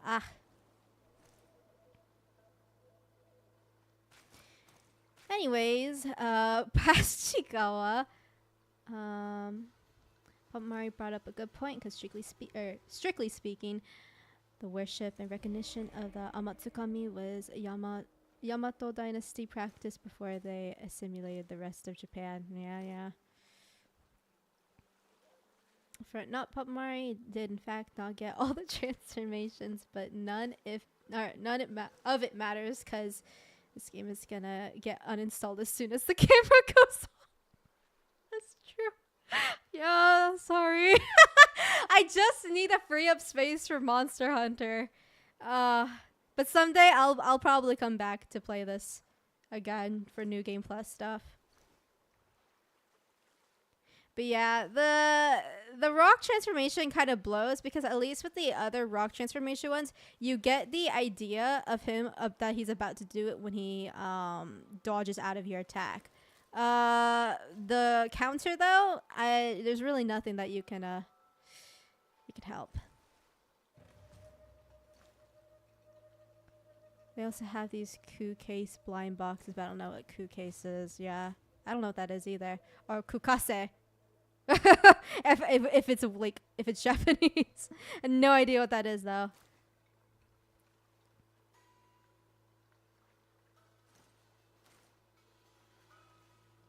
Every time I hear Momonga, I think of the Overlord anime. Rip Overlord, dude. I can't believe the author was really like, yeah, I know this is like a very good bestseller right now, and everyone's digging it, but I don't care anymore. Fuck you. Oh, he got caught in it. Okay, I was just like, he's coming at me!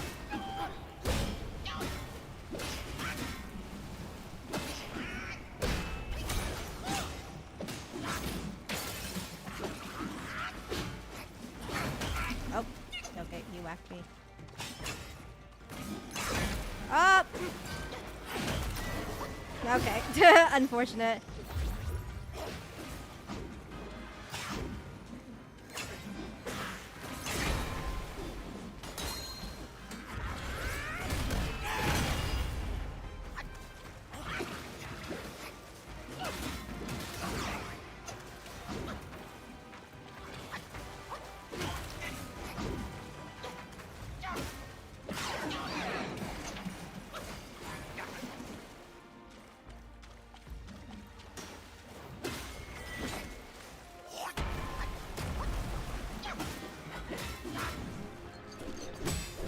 Not the best opening, but that's okay. Decent enough.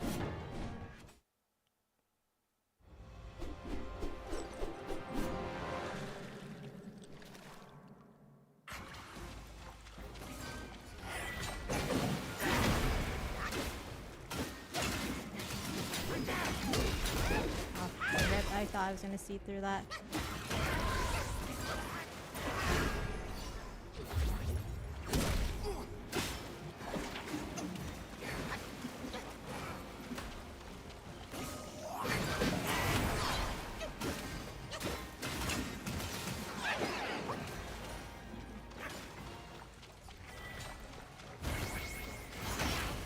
You absolutely need to dodge that.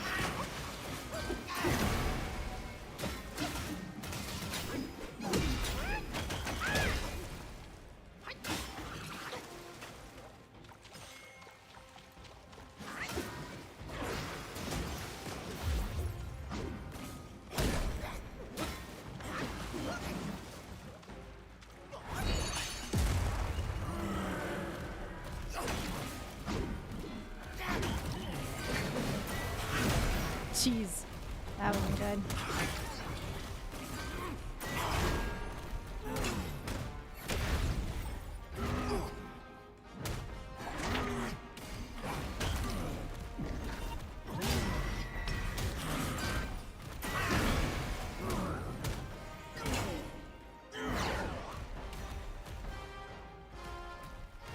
Let me walk over.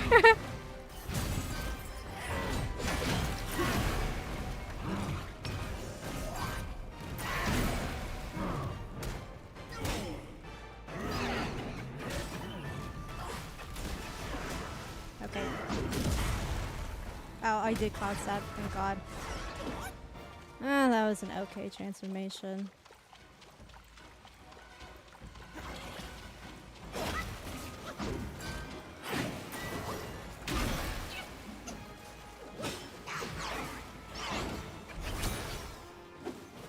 No, I'm just gonna heal. Oh, JK, I did not heal. That was just a waste.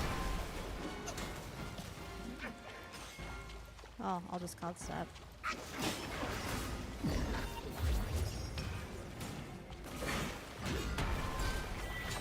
He's doing something alright.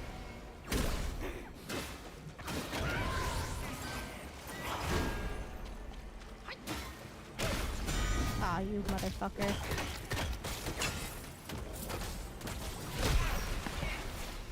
Oh, he put me right in the middle of the ring of fire, which is so fucking sad. Because that's just gonna immediately kill me. Okay. That was actually kind of unfair, that one. Not gonna lie.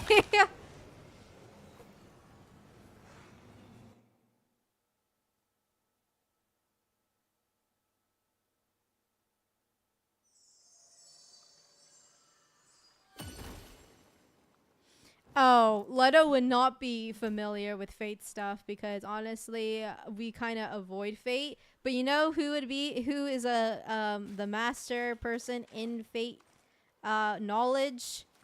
Troy. But I do know the names that you're talking about just because I see them everywhere. I know Ishtar.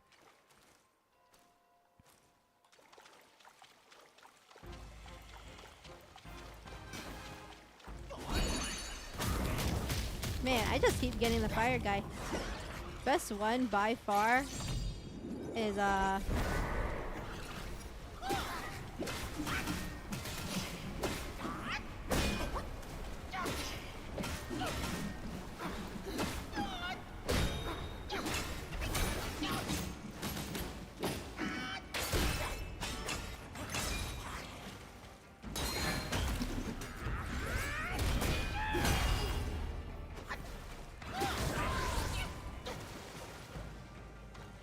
does Ring of Fire actually heal him or not? I wonder. Doesn't seem like it does, honestly.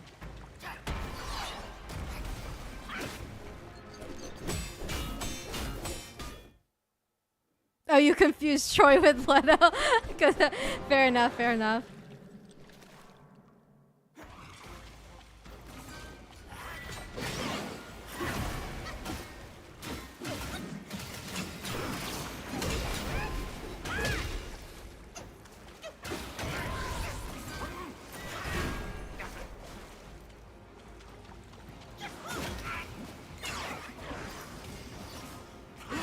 I need to heal, but just for the sake of healing, I will.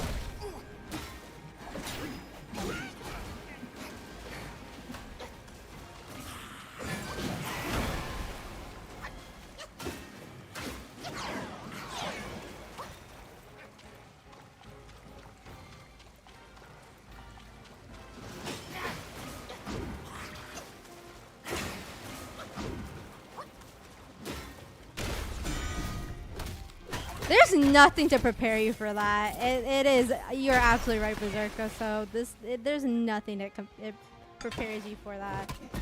It kind of just happens.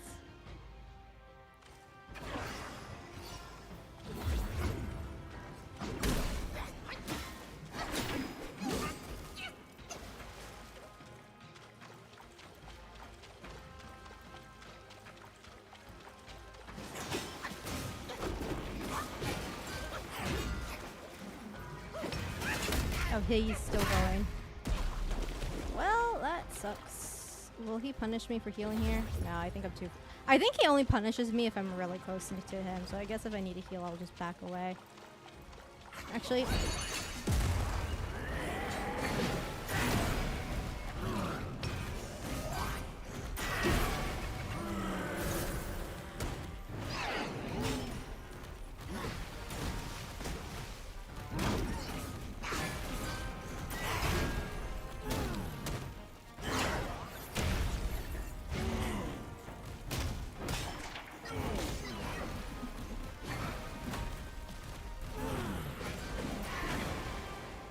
Hold on, I'm making my way over.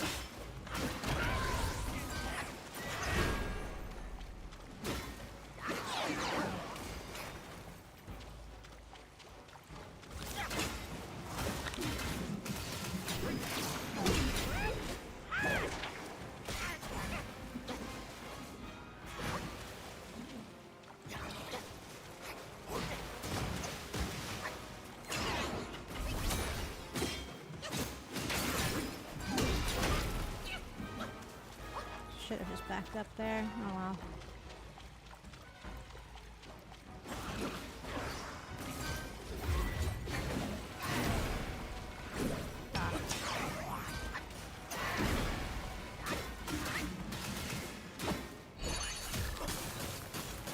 Ah, my ice buddy missed ya.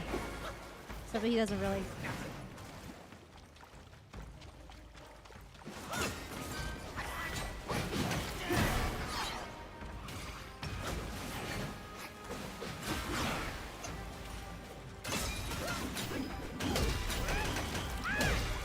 That kind of hurt a lot.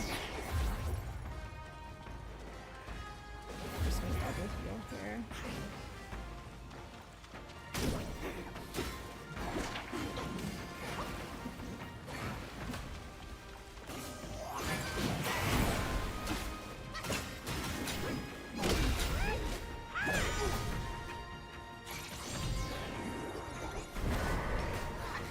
Oh, that does knock him out of it. Great.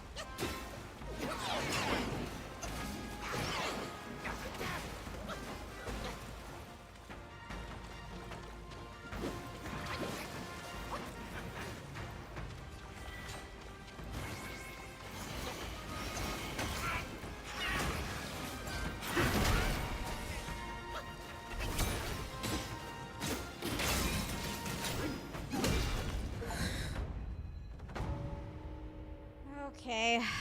My heart was low-key pounding right there. Ha!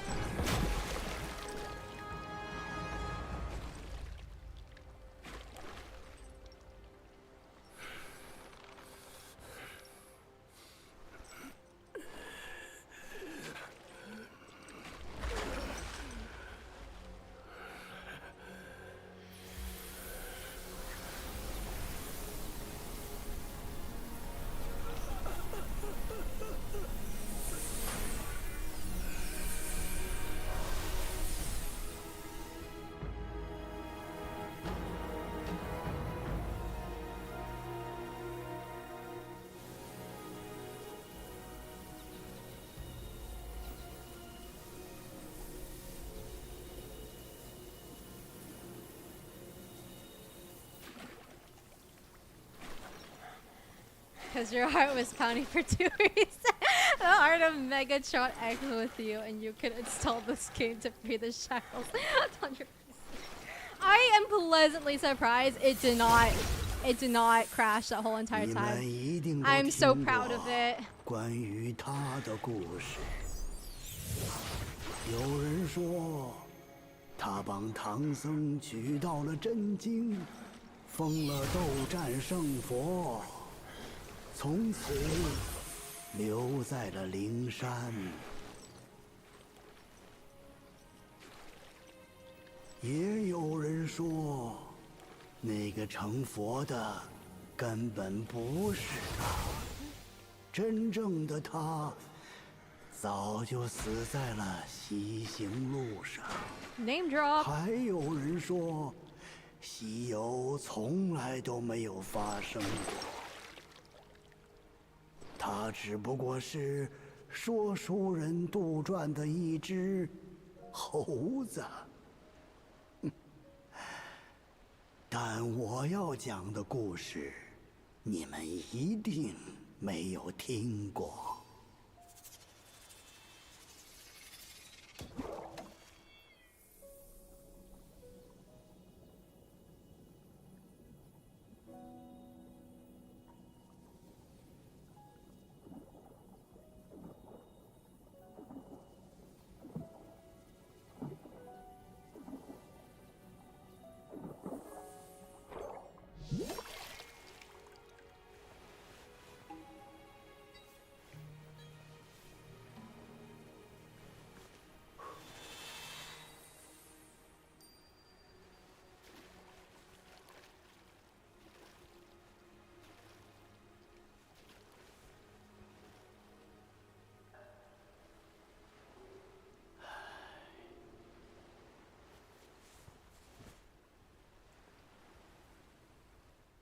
Doesn't that crown fuck me up?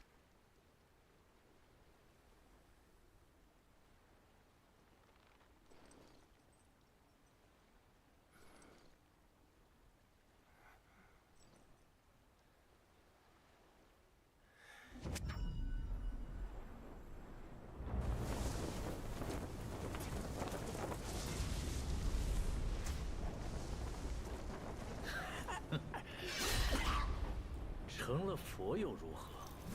那道锅一直都在你头上。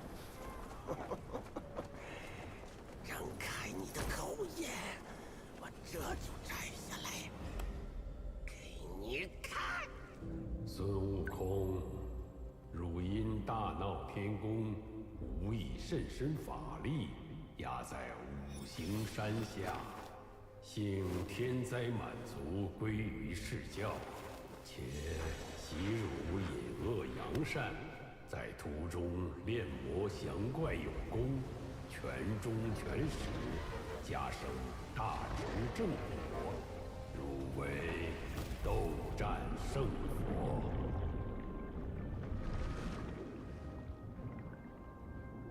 那厮触犯了上天，玉帝立此三世，只等鸡衔了米进，狗舔的面进，登了断锁艇，那方才该下雨嘞。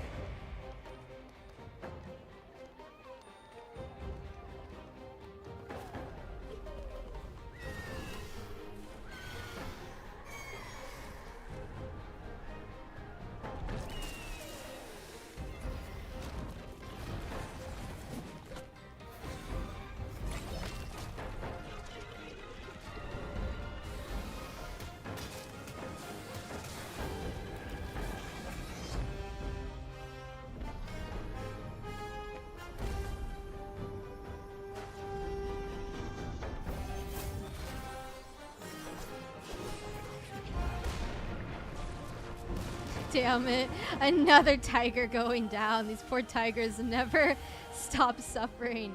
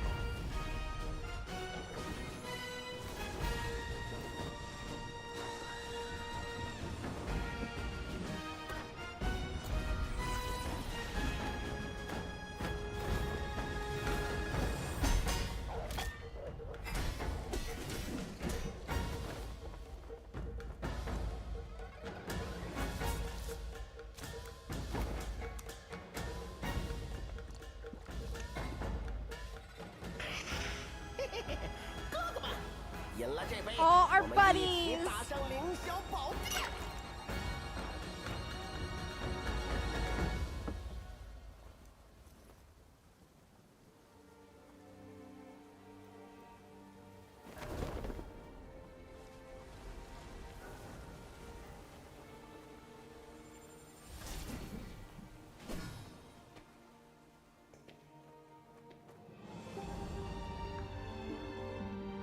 Tiger in the cutscene was a Law and Dragon's master, I think.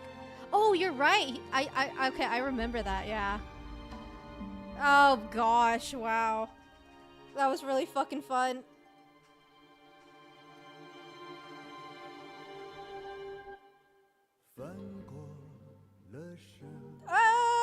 this isn't going to get me copyrighted, right? I don't think the other songs haven't gotten me copyrighted, so I don't think it's going to be an issue.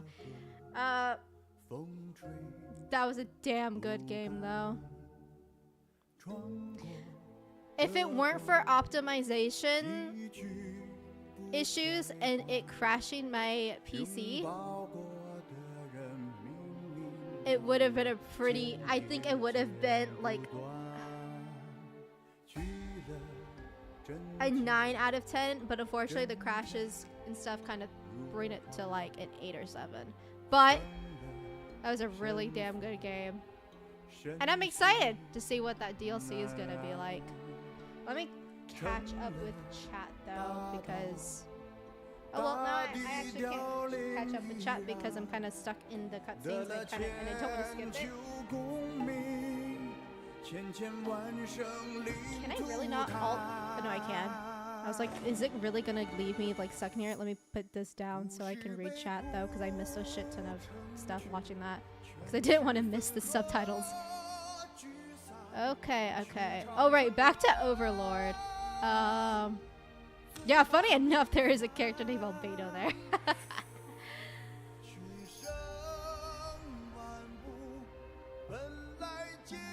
But yeah, sad how Overlord kind of came to be, how it was like such a banger, and then the author was just like, oh, I'm not really feeling it anymore.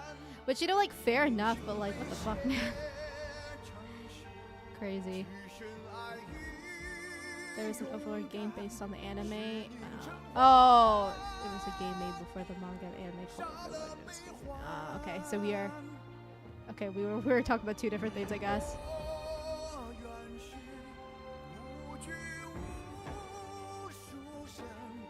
The normal ending is a bit unsettling, so you know, thanks for playing Peak. I will have to look at that. Does he put the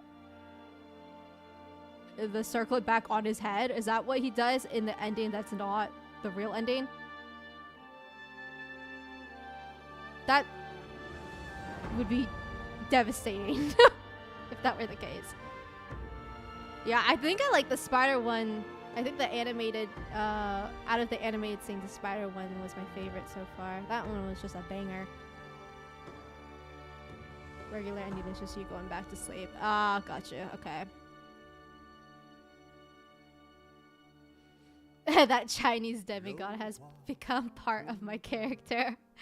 As many phrases that you say become part of your character. Oh, but that was really good.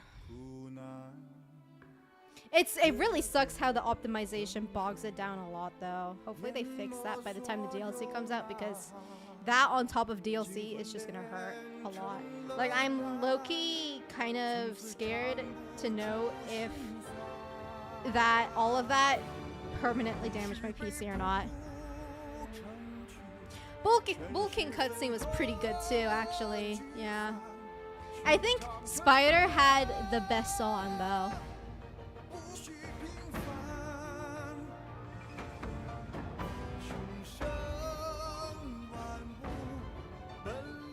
I have a lot of animators on just one of the animations, too. At least these are just the same people over and over again. Most likely the same person every time. Or same people, I mean. Actually, I'm trying to look at these names, and they have some people who are the same, but some that aren't, so. The cutscene is low-key lagging, which is not great. I'm gonna click back into the game to see if that helps with anything.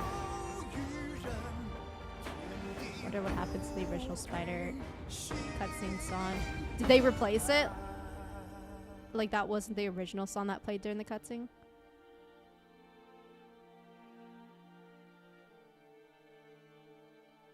That's true. The Clay live animation was pretty cool as well, just because it was so different from the other ones. Like, the other ones were just straight up animated, but that one was actually used with like Clay animation, which was really nice. It's released on the official channel, but they didn't use the original song. Interesting. Okay. I also like how the Fox storyline was kind of a side thing. Like you need to do it for the actual ending, but I like how it's like something on the side.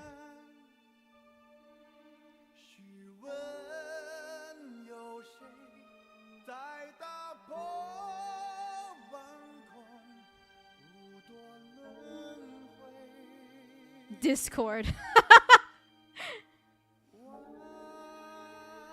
let me put the volume back up now that the cutscene is over.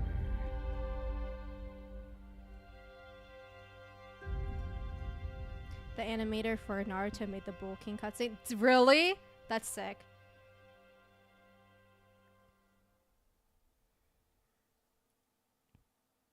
No wonder it was a banger. Though, to be fair, the animation in some Naruto episode fight scenes are pretty whack. Damn. Well, I guess that's that. That was pretty fun. And you know what? Funny enough, I wanted to say this earlier before I got distracted by the cutscene, but that took around the same amount of time that it took me for the final dragon. So, Erlon is definitely the hardest one because that took me the longest. Because I think the Yin Tiger only took me an hour. The final dragon took me nearly 2 hours, but not. And this took me almost nearly 2 hours as well, but not. So we are good. The real Wukong was the friends we made along the way. So true, so true. Maybe the real monkey was inside us all. That's the plot.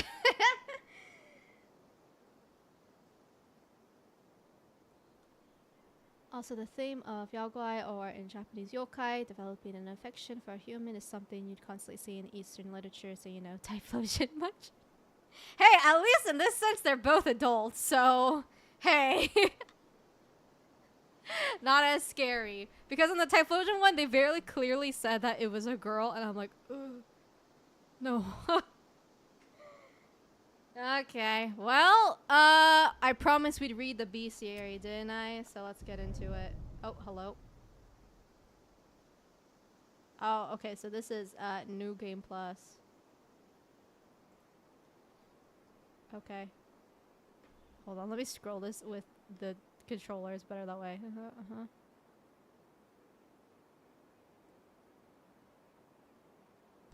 Well, oh, okay.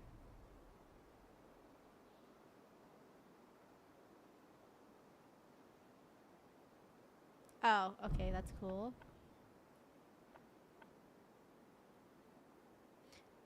I want the game and the anime of Overlord to return. I don't know if it ever will, because the author just full on stopped, so.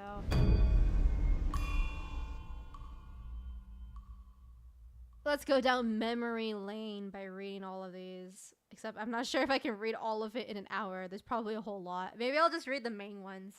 Not like the mini guys. I'll just read the main ones. And that way I will be able to probably tell you who my favorite boss was. Honestly, it's kind of hard to say because I pretty much liked the majority of them. I think the only one that kind of tilted me was the Inspector, just because of that one of it, his second phase just being kind of boring. It's okay though, because Michael X helped us through that. Oh, I love how it kept us. Let's rest so Wukong is just got dead.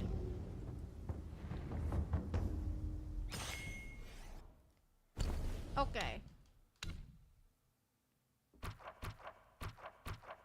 I did not do a very good job with my meditation spots, did I? Actually, I got most of them.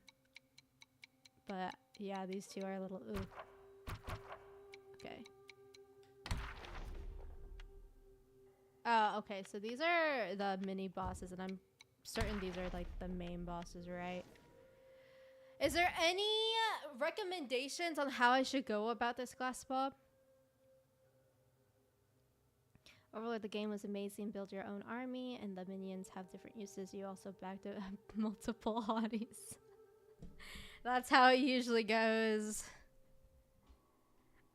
I love how Momonga doesn't really care about any of that though. Dude was so funny. I miss that guy. Oh, I actually didn't kill oh wait, no, that makes sense why I didn't kill everyone though, because I missed a couple of them and I purposely did not kill the Son of Stone. So that makes sense. Yeah, my attention with the last part. Of course he would, Kian Fox. But you can't abandon your wifey in this game, you know? The grandma baboon.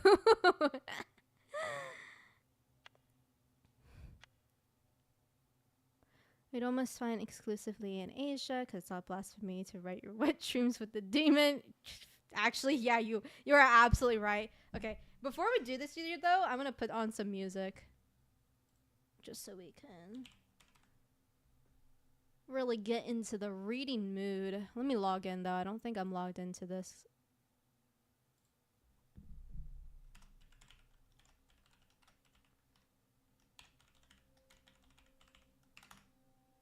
Don't save my... Oh.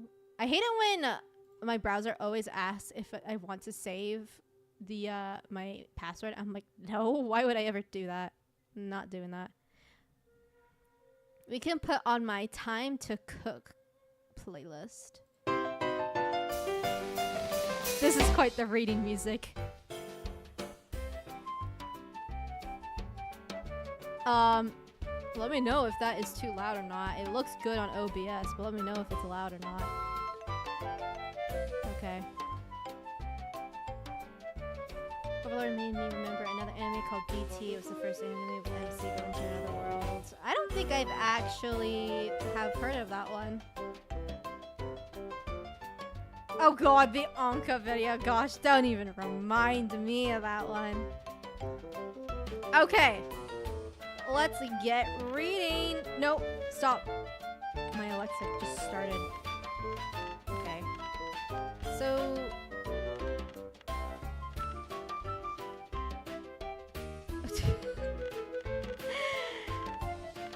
Wait, hold on. I'm curious as to where I missed some of these. So one's right here, meaning, what's that, chapter 4? Did I miss that? Because I remember fighting the Beetle Commander. He was like with a bunch of those guys, right? No, this... Oh, wait. Oh, so... Because this is the start of chapter 5. So yeah, I guess I did miss one in between there. There's the Father of Stones, and I think I killed his mom, right? Yeah. Sorry, buddy. Oh gosh, I missed a lot here, though.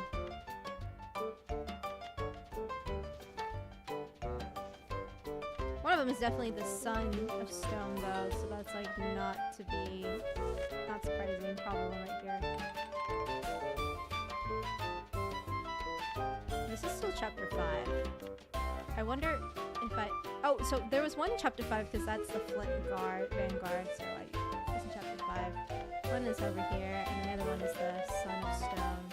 So that could either be 4 or 5 or 6. Have Nier Automata soundtrack in background, peak OC. I could, but Nier kind of scares me a little bit on the copyright stuff, just because Square Enix is just Square Penis is like what I like to call him. Jesus Christ, I heard this and I thought I had one of your videos in another tab. That's true. These are all songs I just use in my videos, so fair enough. Okay. Let's start from... This is a lot to just read through, though. This is our guy, though. He carried us throughout the whole entire thing, so you know what? I will actually read his stuff. To prove his worth, he gave sinister advice, yet reaped the bitter fruits of his own vice. Though justice remains silent and never sleeps, and when it strikes, no one escapes its reach. Oh yes, that's right. Each one has their own little poem, huh? In his youth, Guanji was not a monk, but a little wolf guai, who yearned to be human. He often took human shape to play in town, but the people always saw through him and chased him away. When they asked the other Yao Guai why, they explained, "You may look like them, but you don't act like them. That's why they know. If you want to learn to be human, go live among them, spend time with them to learn their ways and manners." He took this advice to heart and begged his master to grant him his wish. His master, old Ling Chu... Oh gosh. Apologies for my pronunciation. It's not gonna be good.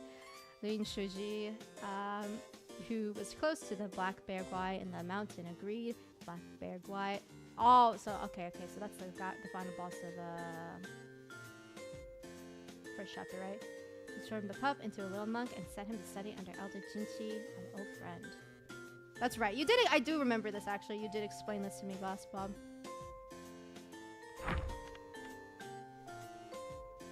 This is the guy, the poison guy. He was a part of the game, though, so I guess I should read it. The monks of sod, but a serpent's heart, he wields deceit, playing many parts. His desires shift insatiably. There you go. Pursued, faithless to his master, all teachings he eschewed. Well, this guy doesn't sound great. Guan Mo, the great tactician, was not like his senior fellow pupil Guanji. From a young age, his heart yearned to be a legendary Yao Guai master, remembered for ages. Well, not exactly anymore. Oh. Wait, hold on. For whatever reason, it's not letting me... Oh, JK, it is now.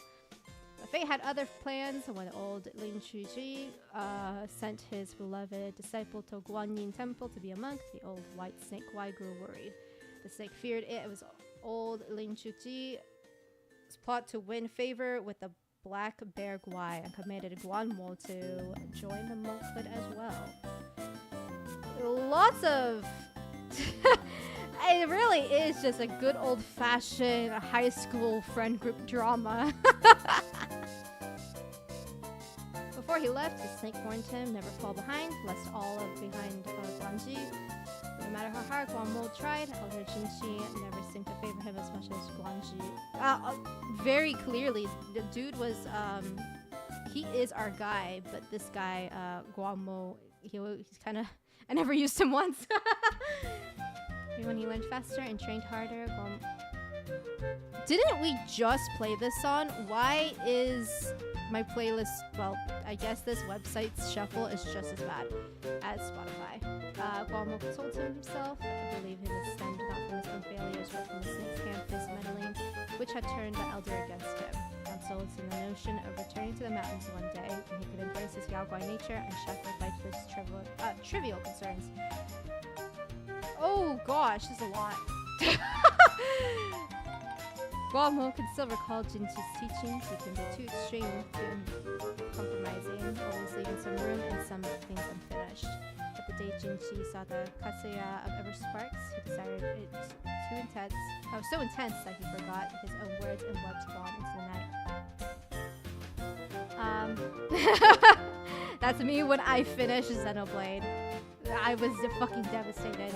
Guan Mo saw thought taking root in the old man's heart to kill for his prize. Everyone shooed away from the idea, but Guanji boldly spoke the truth.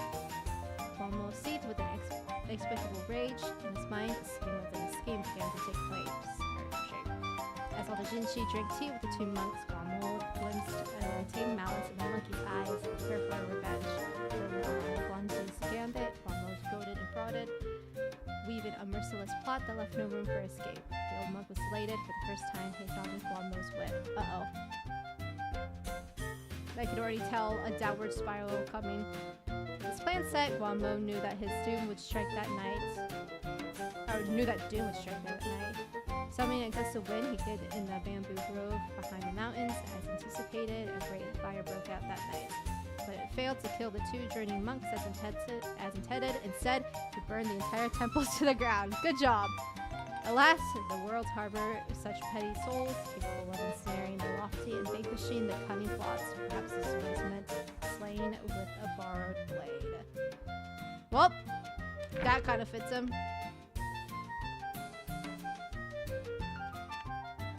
What are we doing? We're just reading the encyclopedia that I have completely forgot to do. We have a bit of time on stream, so I figured I would read the most important ones. That's right, I reverse reading from an reverse order, because from the freshest memory to whatever you have now, become your subconscious. That's true, that's true. Night parade of 100 demons and one berserk. Actually, wait, I have heard this. Because this crowd music is not the clown, but the whole circus. Hey! Don't drag Cooking Mama music like that. She's a queen. The songs are a banger. What's really funny though is when you go listen to the soundtrack. So they had like this mini game of being able to cook against people from different nations.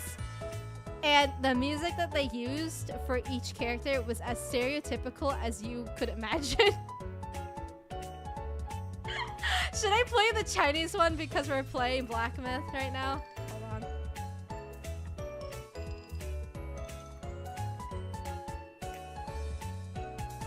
The Chinese one, you're gonna laugh, but the other ones are honestly just as funny.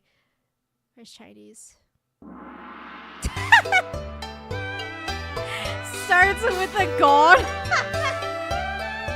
Oh god, it is loud too. Oh, because the volume went all the way back up. Bigger, bigger. Pamari both Guanxi and Guamo being Yaoguai, almost said yokai. My bad. Yaoguai were creative liberties from Malzino X, the soul of devil this game took because they were just regular as humans in the novel, just in case you're wondering. Oh, interesting. Whereas the badass toad and wolf furries when you're reviewing. We will go on to the frogs right now.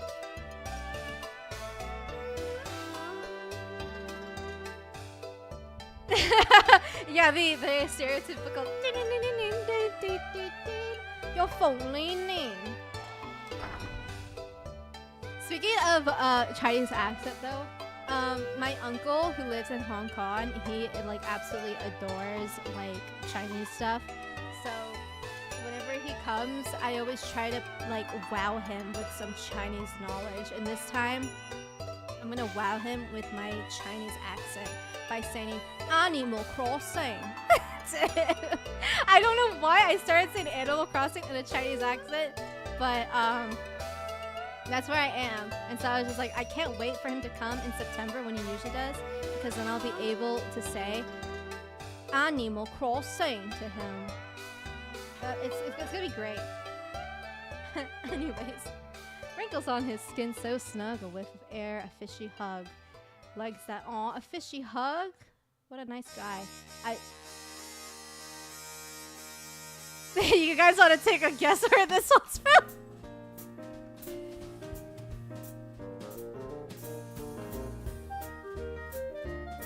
Like, they start off with each one so stereotypically, it's really funny.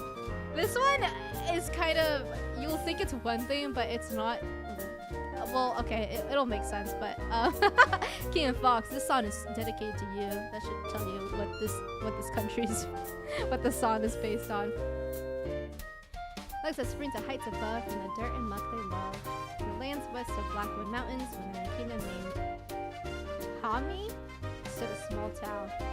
Every day before dawn, a humble market would gather just outside the town gate. It was a place where peddlers exchanged goods while waiting for the gate to open, but due to the prices, even the townsfolk began to participate. Thus, the market gradually gained its reputation. Ah, Costco.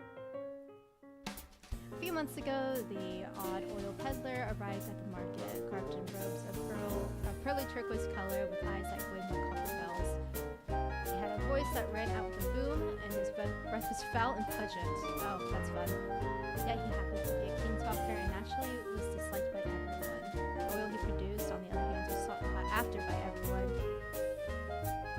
Who would not prefer the oil clear and smooth, and not to mention its price? One could exchange but a pinch of fragrant powder for a large reward of such oil. One day, a wandering Taoist passed through the town and decided to visit the market. He enjoyed his experience until he sensed an eerie greenness emanating from an old peddler. Why, no doubt. The monk chanted, and before the peddler could manage a decent struggle, it revealed its true form, a green-skinned giant frog. Nah, what is there to be scared of? Guys, just chill. The bystanders were startled and grabbed whatever they could use to attack. The frog kicked the ground with both legs and leaped higher than a tree, and swiftly fled towards the mountain in pursuit. The folks. Okay, my scroll is just not really letting me scroll very cleanly. The folks arrived at the marshes, where they witnessed countless small frogs scrapping the mucus from each other's body, collecting it in a large barrel. They then applied fragrant powder to themselves, hugging and sucking each other with sheer delight. What is there to hate? They're just chilling. Silently, the people approached and peered into the barrel, making a sad gleam of clarity, just like the oil they had favored. At the sight, they were occupied by bouts of nausea and began to vomit. None of the strength to pursue killed flies. Okay. All the frogs noticed this and hastily fled, leaving the marshes filled with a rather unique scene. It's like when people say, "Oh, why would you eat McDonald's? You know that stuff is like made with such like weird things, right?" And I'm like, I don't care. That shit's good. That's how I feel about this. Scottish? No, it was actually English, that song. It just started with bagpipes, which is why I mean, like, you'll probably think it's Scottish, but they said that it was English.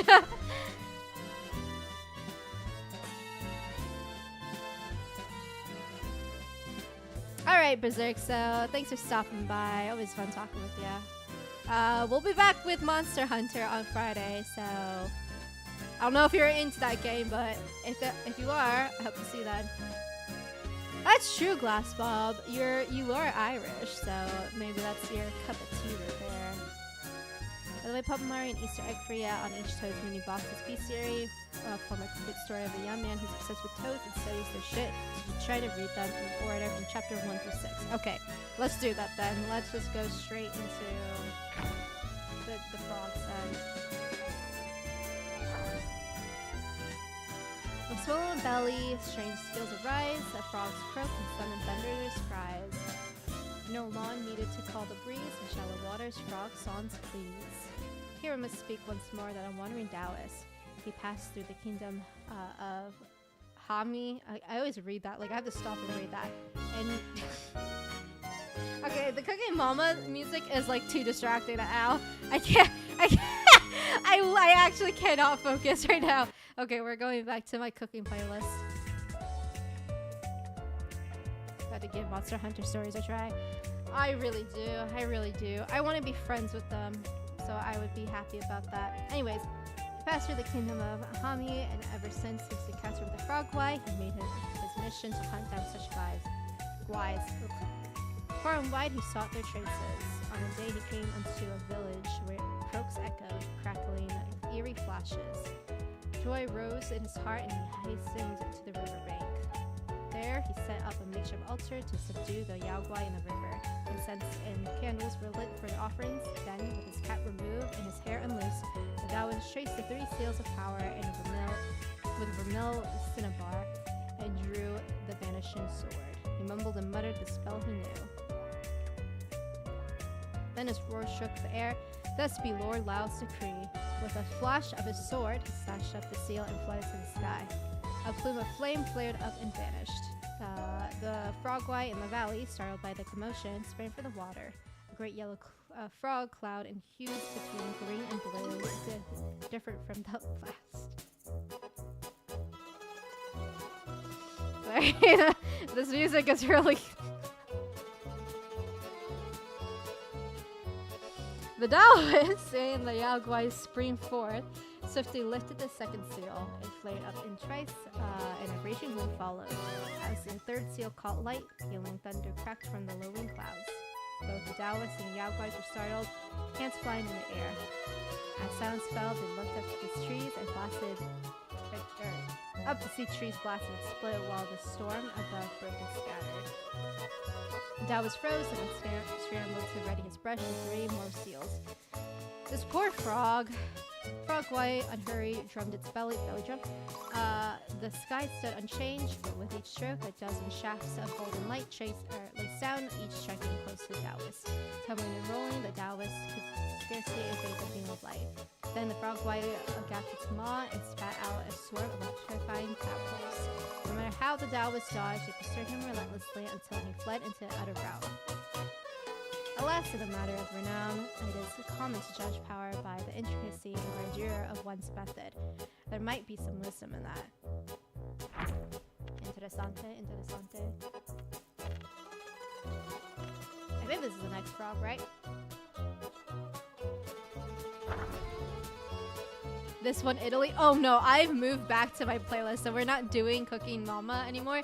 But this one is absolutely based on Italy. This is from Mario Odyssey. It was like that. If you've ever played it, it's the area where it's like the cooking place with all the utensils, like the town. You owe it to yourself to listen to SMT5 World of Shadow. I could probably put that one on.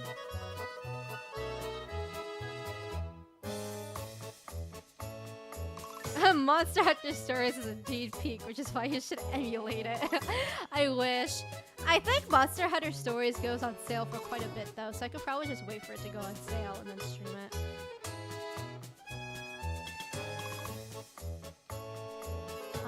Unafraid of the Northern Shield. Oh yes, this is the third one because it's the ice one. With skin like jade, it loves the thrill. Misty turns to frosted snow, and as to play, its spirits grow. Picking up from where we left off, I love how he's just really finishing the story. He's like, on this episode. That Taoist who fled in disgrace spent several years in secluded meditation in the mountains, mastering the 5 thunder techniques that he can use to wield with perfect ease. Confident in his abilities, he set out once more. During his journey, he captured a small electric toad and confined it within his gourd. As he passed through the snowy mountains, the tadpole began to stir restlessly inside the gourd, signaling the presence of a frog Y nearby. Oh god, I nearly skipped that. Following the signs, he arrived at a deep, icy pool in the valley, and indeed found a giant frog covered in frost and lying dormant by the shore. Without hesitation, the Taoist unleashed a thunderbolt at the frog, expected to be struck down immediately. To his surprise, the frog leaped high into the air and dodged the attack. Unperturbed, the Taoist cast another thunderbolt. The frog evaded it again, halting closer to each leap. Learning from the past, the Taoist retreated several steps, thinking himself clever. I have a question. Since it seems like each frog he encounters, the thing that he gets beforehand is countered by the next upcoming frog. So is this reflected in the gameplay where if you were to use thunder against this ice frog, it won't really work? Because I think that'd be really cool. Should play Generations Ultimate sometimes. That is indeed on the list because I do want to make a Gormagala video in the future. Because I want to play the game before making the video just so I really get the full scope of Gormagala, just because he's a flagship and there's probably some story stuff in there. But that is definitely on the list. I think honestly after this, we'll play some Monster Hunter, probably some games with some of my friends. But I think because I really want to play it, we're probably going to go onto Expedition 33, especially since it's on sale right now. So I do want to play that game just because I hear great things about it, and if anything has like even just a little bit of Xenoblade, I'm all for it. But anyways, without hesitation, oh wait, I already read that. Where was I? Oh, however, to his surprise, the frog stood on its hind legs and puffed out its chest, lunged forward, and knocked the Taoist off balance with its large belly. As he prepared to strike back, the frog opened its mouth and blew a gust of icy wind, freezing him in place. Just as the frog was about to devour him, a group of monks appeared from the other side of the pool. Seeing the Taoist frozen there, they drove the frog away, nearly saving his life. Wow, he got his ass kicked with this one.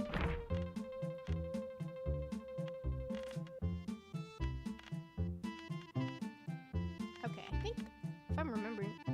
No, this is not the last one. We have 2 more. Well, you know, it's impossible to rock, paper, scissors weakness, test each toad in a fresh playthrough, and I never tried, but I think these bestiary entries are just a hint of how you can upgrade each persona by using the tadpoles you acquire from each chapter. Oh, okay. That'd be interesting to see if the weaknesses do a rock paper scissors kind of thing, but in my head I don't think it does. I think it'll just, if it does, that is a great detail though. By rocks, a living spring does flow, glistening clear, glitters with glow. Its charm, a frog lord does dwell, from frog's venom, both sweet and foul. Continuing from the previous story, the Taoist was rescued from the cold pond by monks who carried him into the mountain. He initially expected them to take him to the temple for healing, but to his surprise, they threw him into a dungeon. In the dungeon, he endured wailing, chanting, suffered from red eyes, and narrowly escaped death multiple times. Despite the hardships, his martial skills improved significantly until he considered a fortunate turn of events. Oh my gosh, my brain. When he finally returned to the original spot, the frog was nowhere to be found. He left the New West, and continued his journey. One sunny day, the Taoist arrived at the ridge covered in lush greenery with a few thatched huts indicating habitation. Seeking a place to rest, he stepped into a large courtyard, but accidentally fell into a hole. Oh, wait, hold on. No, wait, never mind. Joking. This is not what I was saying. Okay. For some reason, I thought he like fell into the hole for the well in the chapter 2, but that doesn't make any sense. This is the frog in chapter 4. So somewhere with the spiral ladies, this is where this is happening. Inside, he found layers of spider webs and insect webs everywhere. Unfortunately, he was no longer as helpless as before. Or fortunately, it managed to navigate deeper into the cave. The tadpoles he had been nurturing in his gourd suddenly became lively. He squeezed through a stone crevice and saw a large crimson-skinned frog occupying a natural spring with insect wise. God, I am really struggling, tripping on my words all of a sudden, keeping their distance. Drawing his sword, he attacked the frog. He fought fiercely in the water when emitting crackling electricity, the other thrashing its limbs powerfully. As they reached a stalemate, the frog opened his mouth and extended a hand from within, striking the Taoist's face and sending him aback. Oh, I thought they were gonna like handshake or something. The frog then tilted its head back, and the Taoist, having learned his lesson, dared not approach. The frog spewed poison water, which spread and contaminated the entire pond. Taoist hadn't anticipated this ability and lacked any antidote. Retreated,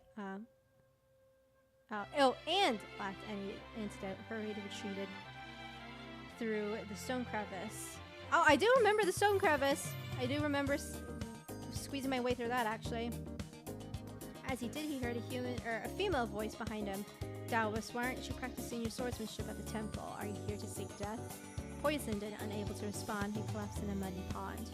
In its hazy state, he heard the woman's call for help. Quick, carry him back to the temple. We can't let him die here. It'd be hard to explain. Ah, miss a man. Lucky man. And then just one more, if I'm remembering correctly. Because remember, the name of these toads are all Chinese onomatopoeia of toad note. Oh, so that's okay. I see. That's good to know. Radiant hues of crimson bright, majestic with its towering might, seeking a place of cool repose, releasing fire, a neat trick shows.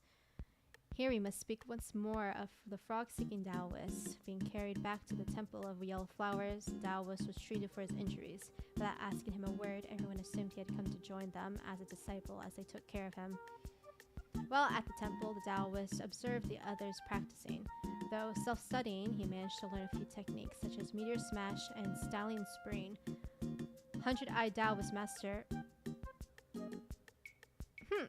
Is that the same one that we...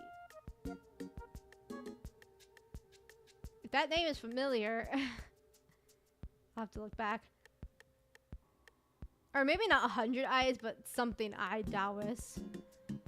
Hearing the Taoist's tales of his travels, recognized his quick wit and boldness, and decided to take him as a disciple. Overwhelmed by the honor, the Taoist immediately knelt and acknowledged his master. Then At night, however, he quickly packed his belongings and left the temple, resuming his quest to find the world's rarest frogs. I love how he's just riddled with like frog hyperfixation. The next day, when the master was informed of his departure, he laughed and said, "He has small ambitions and is unrestrained by conviction, one of a kind indeed." The Taoist continued his journey and arrived at the Flaming Mountains. At the foot of the cooling slope, he encountered a large and fiery red frog. They were about to engage in a battle when a purple-skinned lion dog emerged from the cave up behind the slope. This purple-skinned beast was extremely aggressive. Wait. That's not the beast, right? Or is it the beast? Because I remember you fight this frog before fighting the beast, so. Or Regine, as we called them. Seeing the two of them linger near its cave, it charged straight at them. The Taoist was initially intimidated by its presence, but the large frog kicked the beast away, saving his life. Angered by the frog's interference, the purple-skinned beast turned to attack it. The frog opened its mouth and with a gulp spewed a stream of fire, forcing the beast to retreat several steps. Seizing the chance, the Taoist used all the techniques he recently learned: Meteor Smash and Stallion Spring against the beast. Oh, it has to be, right? Seeing them join forces, the beast fled back into the cave. The Taoist pursued into the cave, only to find the interior remarkably cool, a stark contrast from the scorching heat of the Flaming Mountains. Before long, the frog hopped into the cave and hid into a shady corner. The Taoist realized that although the frog could breathe fire, its nature made it fear the mountain's heat, and the cave was the cool place it sought to rest. Even this Yao Guai had a desire to live. With this surprising understanding, the Taoist felt a surge of compassion and abandoned any thought of killing it. He sheathed his sword and left the cave. Aw, good character development at the end. Well, actually, no, we have one more, right?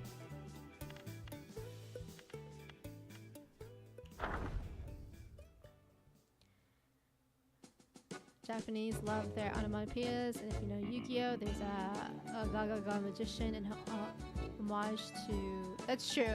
Yeah, they love their onomatopoeias a lot. Whenever you don't understand things that they're saying, just assume that it's an onomatopoeia. Kind of like how Koreans, whenever you watch like game shows, they start doing like this weird poem minigame that doesn't make any sense, but you're just sitting there like, I'm sure this makes sense to Koreans, just not to us because the translation just doesn't make any sense at all.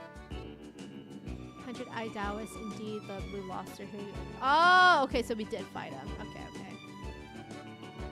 At this point, Papamari, the young man, is at least a high-ranked Taoist with stamina surge and maximum might, because he actually met a Yao Guai King 100-eyed Taoist unscathed. Yeah, dude is actually not... I'm not gonna lie, he has a bit of a build to him. In Fairy Mountains, fate decided my stay. By nature's flow, I turn to stone each day, seeking truth with purpose and aware of the length. With steady heart, I carve my path, my strength. Long ago, there was a Taoist who dedicated his life to capturing Yao Guais. During one encounter with Frog Guai, he traveled far and wide, seeking their traces. Along the way, he gained many opportunities and became a highly skilled Taoist. He also came to understand that all beings had their own ways of survival and were no longer obsessed with capturing Yao Guais. Instead, he grew curious about their lives. One day, as he passed by Mount Huaguo, apologies for my pronunciation, he was captivated by the beautiful scenery and decided to release a tablet that had accompanied him on his journey back in the mountain stream.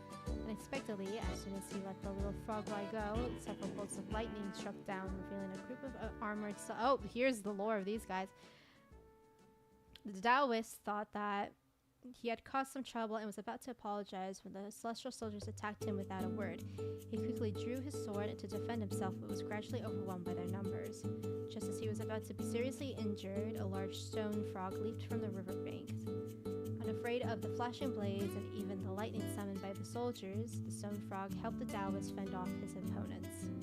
The Taoist approached the riverbank and realized that the little frog Wai he had released had brought the stone frog to rescue him. He was deeply grateful. From that day on, the Taoist no longer aspired to become immortal. Instead, he frequently visited the frog Wais, asking them for tadpoles to release into various beautiful mountains and rivers. People began to call him the Frog Immortal. Aww, that's a cute story.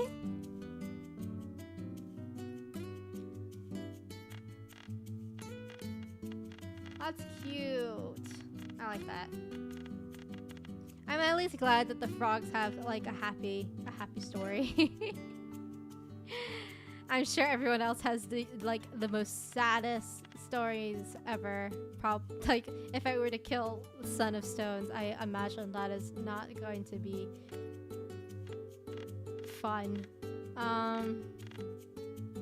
What else to read? We are about heading up to 6 though, so maybe I should just start going on to the big stuff. Anything interesting you want me to read? Any recommendations as we come up to our ending point? The mention of celestial soldiers made me remember how semi-body horror this entry is. In Malzeno X, the solo dev actually wrote an explanation on how they're able to keep respawning. Oh. Maybe I should read that then. I'm certain I killed them, so let me see. They'd be at the very bottom though, right?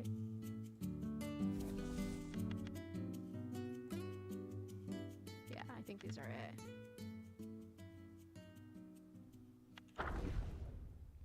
Alright, I'm just gonna read the thing. Just to save a little bit of time. The story continues with their souls that escaped the underworld, now ascending to the upper realm, oh my god, realm, filled with excitement.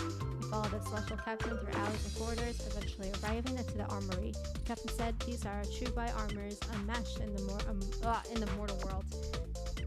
He then selected a set and handed it to the soul. They proceeded to the side hall, but instead of entering the main hall, they went to a side chamber where a minor official handed them a contract instructing the soul to sign and seal it. Uh-oh. You never trust contracts in this world. The minor official indifferently warned, by signing its contract you agree to serve the celestial court forever with no chance of reincarnation. Oh gosh. I love how he gave him the terms and conditions. Like even back then, by law, they probably had to do that. The soul, glancing around at the grandeur of the palace and the elegance of celestial beings, signed and sealed the contract immediately. The celestial captain then led the soul to the Tashida Palace. I probably said that so white, huh? Again, they did not enter the main hall, but turned through the corridor to a massive tower to the back. Thick black smoke billowed from the top, and many soldiers were waiting outside, holding armor ready to enter. As the soul stepped inside, he felt a scorching heat. Numerous furnace blazed with fierce flames, and a giant cauldron hung above, melting copper and iron. A douse boy with a fan was approaching smiled. Social soldiers, heed my plea. Your flesh is gone, your soul must be. Bound to armor, fierce and bold, in battles fought, be brave yet bold. For if you falter, heed this call, your very soul shall perish, fall. Uh-oh! With that, the boy pushed the soul into the mold, arranging the armor pieces. Still bewildered, the soul saw the giant cauldron tilt above him, pouring boiling molten metal. His piercing scream echoed through the tower. Ah! Oh, I just realized I accidentally skipped the eagle soldier. How did I do that? I'm pretty sure I... Did I not... Click... Okay. 3 men die on the same day, and their souls met in the underworld. Kneeling before the judge pointed to one soul and said, in life you were a thief, robbing and injuring others, bullying the innocent. Now I sentence you to the mountain of the mountain of knives to atone for your sins. The man wailed, my kin burnt gold and silver papers ingots for me. They could fill 10 storerooms. If you show mercy, all that wealth is yours.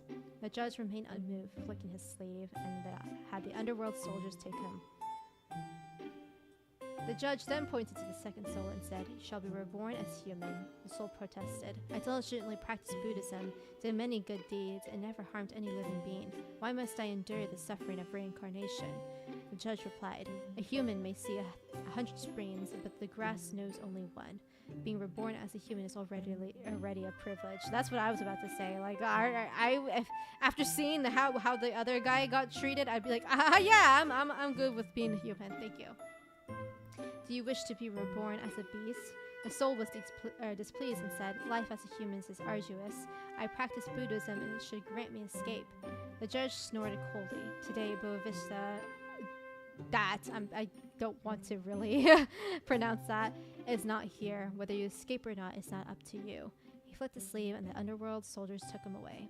Finally, this judge pointed to the last soul and said, in life you stole mind cores, oh hey, and made pills which harmed lives. Now I sentence you to the pool of blood to cleanse your souls before you can reincarnate. Just as he was about to have the underworld soldiers take him away, a celestial captain in golden armor flashed into the hall, threw a military order on the table, and said, he has attained profound enlightenment. This is a summon from the celestial court. The admiral has sent me to escort him to become a celestial soldier. Hearing this, the soul was overjoyed and quickly followed. Okay, yeah, so that's the first part of it. So, okay. Yikes.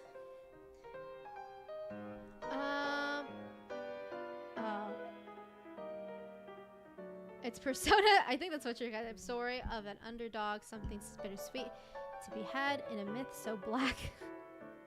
Oh wow, that you can see your own reflection. That's right, Popomari, a conscription for recruiting souls that have yet to pass into the afterlife to serve as foot soldiers for the celestial court. And every time their bodies fall apart, their souls boomerang back into a factory, essentially to be molded back into a body to keep serving. It's a pretty terrible fate because you'll never know. Rest in peace, and your body isn't even your own anymore. It could be a metaphor for joining a large group, slowly burning your soul away and being melded into a mass, and everyone else in the organization shares the same fate. Have you ever seen the movie Mickey 17? I think it's 17 or 18, but I think it's 17. I just recently watched that movie, and it reminds me a lot of this, and that movie was really, really good. So if you haven't seen it, I highly recommend it because it was really good, but it does remind me of that. Newly forged soul, having barely accustomed to his armor yet, heard that the Jade Emperor in his fury had okay. I think we have listened to every single song in my cooking playlist. We can go back and do something else. Since it's summer, I will put some summer music on. How about that?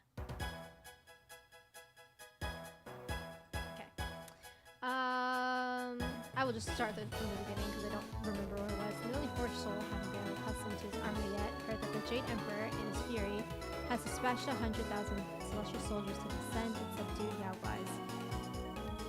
Fearing that he was not yet skilled with his weapon, the celestial captain gave him an iron bow and instructed him to stay at the rear and shoot arrows. Descending from the mortal realm with the others, he saw banners flying and weapons gleaming. 18 celestial nets covered the mountains, and it seemed all celestial beings, be they constellation officers or admirals, have come to surround the area tight. The battle raged with relentless fury, sand and stone whirling over through the air. The sky and earth darkened as dust and debris filled the universe. Oh gosh. Why is the scroll so weird? Okay. Newly a recruited celestial soldier had barely fought when a powerful force stunned him. When he awoke him, he found himself in front of a tower behind a Tushita palace corridor. Two Taoist boys were carrying him inside. A Taoist boy greeted him with a smile. Luckily, your armor isn't ruined or you couldn't be healed. As he spoke, the boy pushed him into a mold, arranging the armor pieces and poured boiling metal over him again. Emerging from the quenching pool, I assume that's the line that was next, a lightning flashed and sent him back into the battlefield. Oh, okay, I see what you mean by that. That sucks. Dazed and still in pain, the new soldier stood on the battlefield, unsure what celestial deity struck him again with a golden wave, and he found himself once more in front of the Tushita Palace Tower. After that, he was burned, drowned, and shocked, but each time his armor remained whole. Hence, he was reforged and sent back to the battle again. The music is a little happy right now. Unbearable. He grabbed a weapon from the ground, finally resolving that he could not suffer alone. Rebelling against the celestial court seemed the only way out.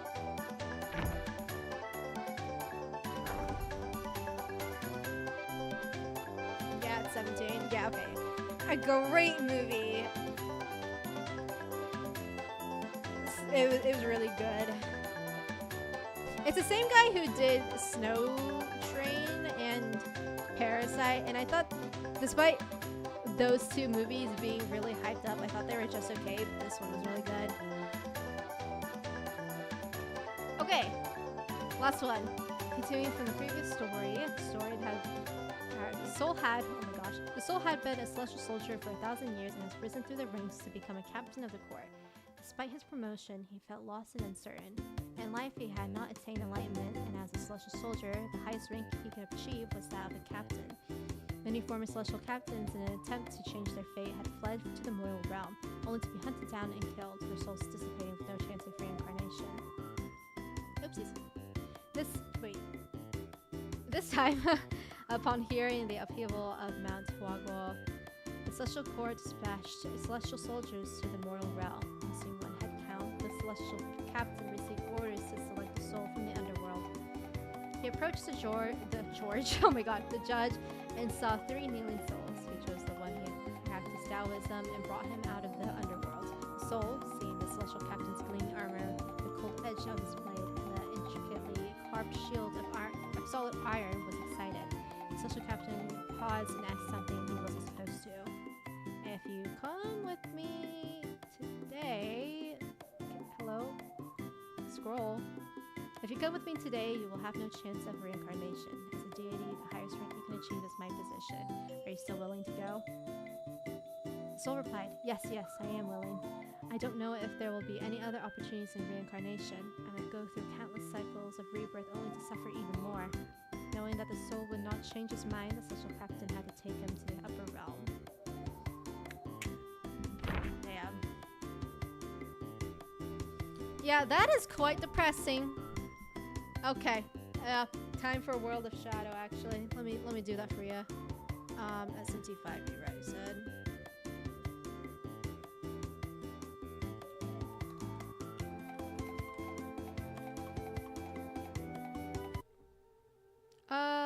Uh-oh, does this website not have it? Oh, no, it does. What did you say? World of Shadow? Well, that's not good. Oh, just because everything is track 1, track 2, track 3, track 4. That's not good.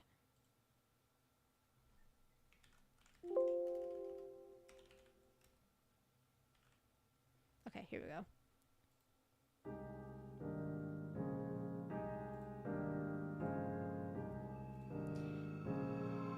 That's right, absolutely sucks to be a human in Blacksmith Wukong-verse, because your whole existence is to be toyed with by the... Yeah. That is quite Greek myth, though, right there. You are right.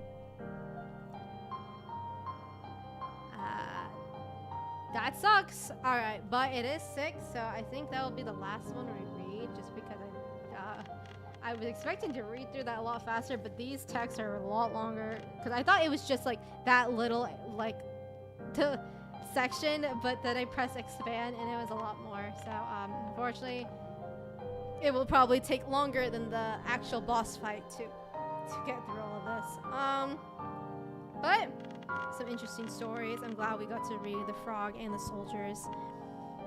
That will be it for today, though. We're finally done with this game, so as much as New Game Plus seems fun, I'm gonna have to kick it off my PC, which I think my actual PC itself will be quite happy with.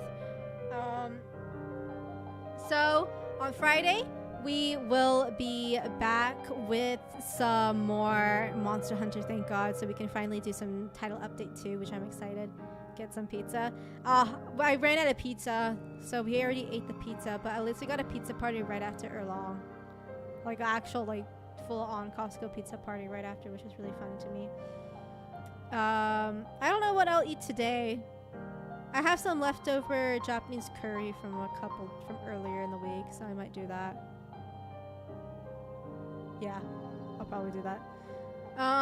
But yes, I am very close to Lagia crossing it and Popeye Sarajevo's-ing it.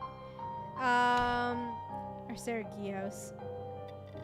But that will be it. So everyone, say goodbye to Black Myth. It was really, really fun. I was expecting to actually like get through this game a lot slower, just because I don't typically play Souls-like games.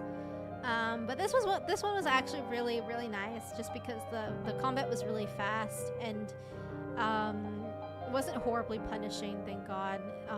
So that was fun. Would you like some money for Smash Burger? Completely up to you, Glassbob. I don't want to pressure you into donating if you don't want to. I'll appreciate it either way. But yeah, that will be it for today, though. So we will be back with some Monster Hunter. I did talk with my friends about playing Peak. I think I already said this on stream before, but oh gosh, that's quite intense. Oh god, stop. Scary music. Let me go back to my other playlist for this final send-off. What should I play? I'll play Onion Ocean. There you go. This is the proof that you do have a knack for these sort of games, so I play censored. I just have like a black bar right where her butt is. That actually would be pretty funny. I mean, we'll see if I have any more in me to play any of these games, just because I know that this is probably the nicest one in terms of Souls-likes. I'm not gonna play FromSoft at all, because I know that is just going to kick my ass. Which sucks, because the Armored Core looks really, really fun, but I heard that it's really hard, so I might not. But at the same time, I've seen the gameplay of it, and it looks fast. So just the idea of it being fast, I think, helps it a lot, because with like the Soulsborne games, they're just so slow, and it just doesn't look fun. But yeah, we'll see in the future. But other than that, I'll be maybe playing Peak with some friends, and then after that, or in the middle, weaving in between those streams, we'll do some Expedition 33. But yeah, thank you all very, very much for coming and watching, whether that be for today or throughout the whole entire series. This game was really fun. I didn't expect to enjoy it as much as I did, because once again, it being a Souls-like kind of prevented me from playing it, but I'm glad that you guys did absolutely recommend me the stuff, because it was a great game. I really loved it, and the cinematics of it was just chef's kiss. Like the last fight, like with Erlong and against Wukong, was really, really fun and cool. So yeah, I really enjoyed the last bits of it. The chapter 6 open world is kind of meh, but thank God that's just it being for that one chapter. But that will be it for Black Myth, so that will be our send-off. So yeah, thank you all once again for coming and watching.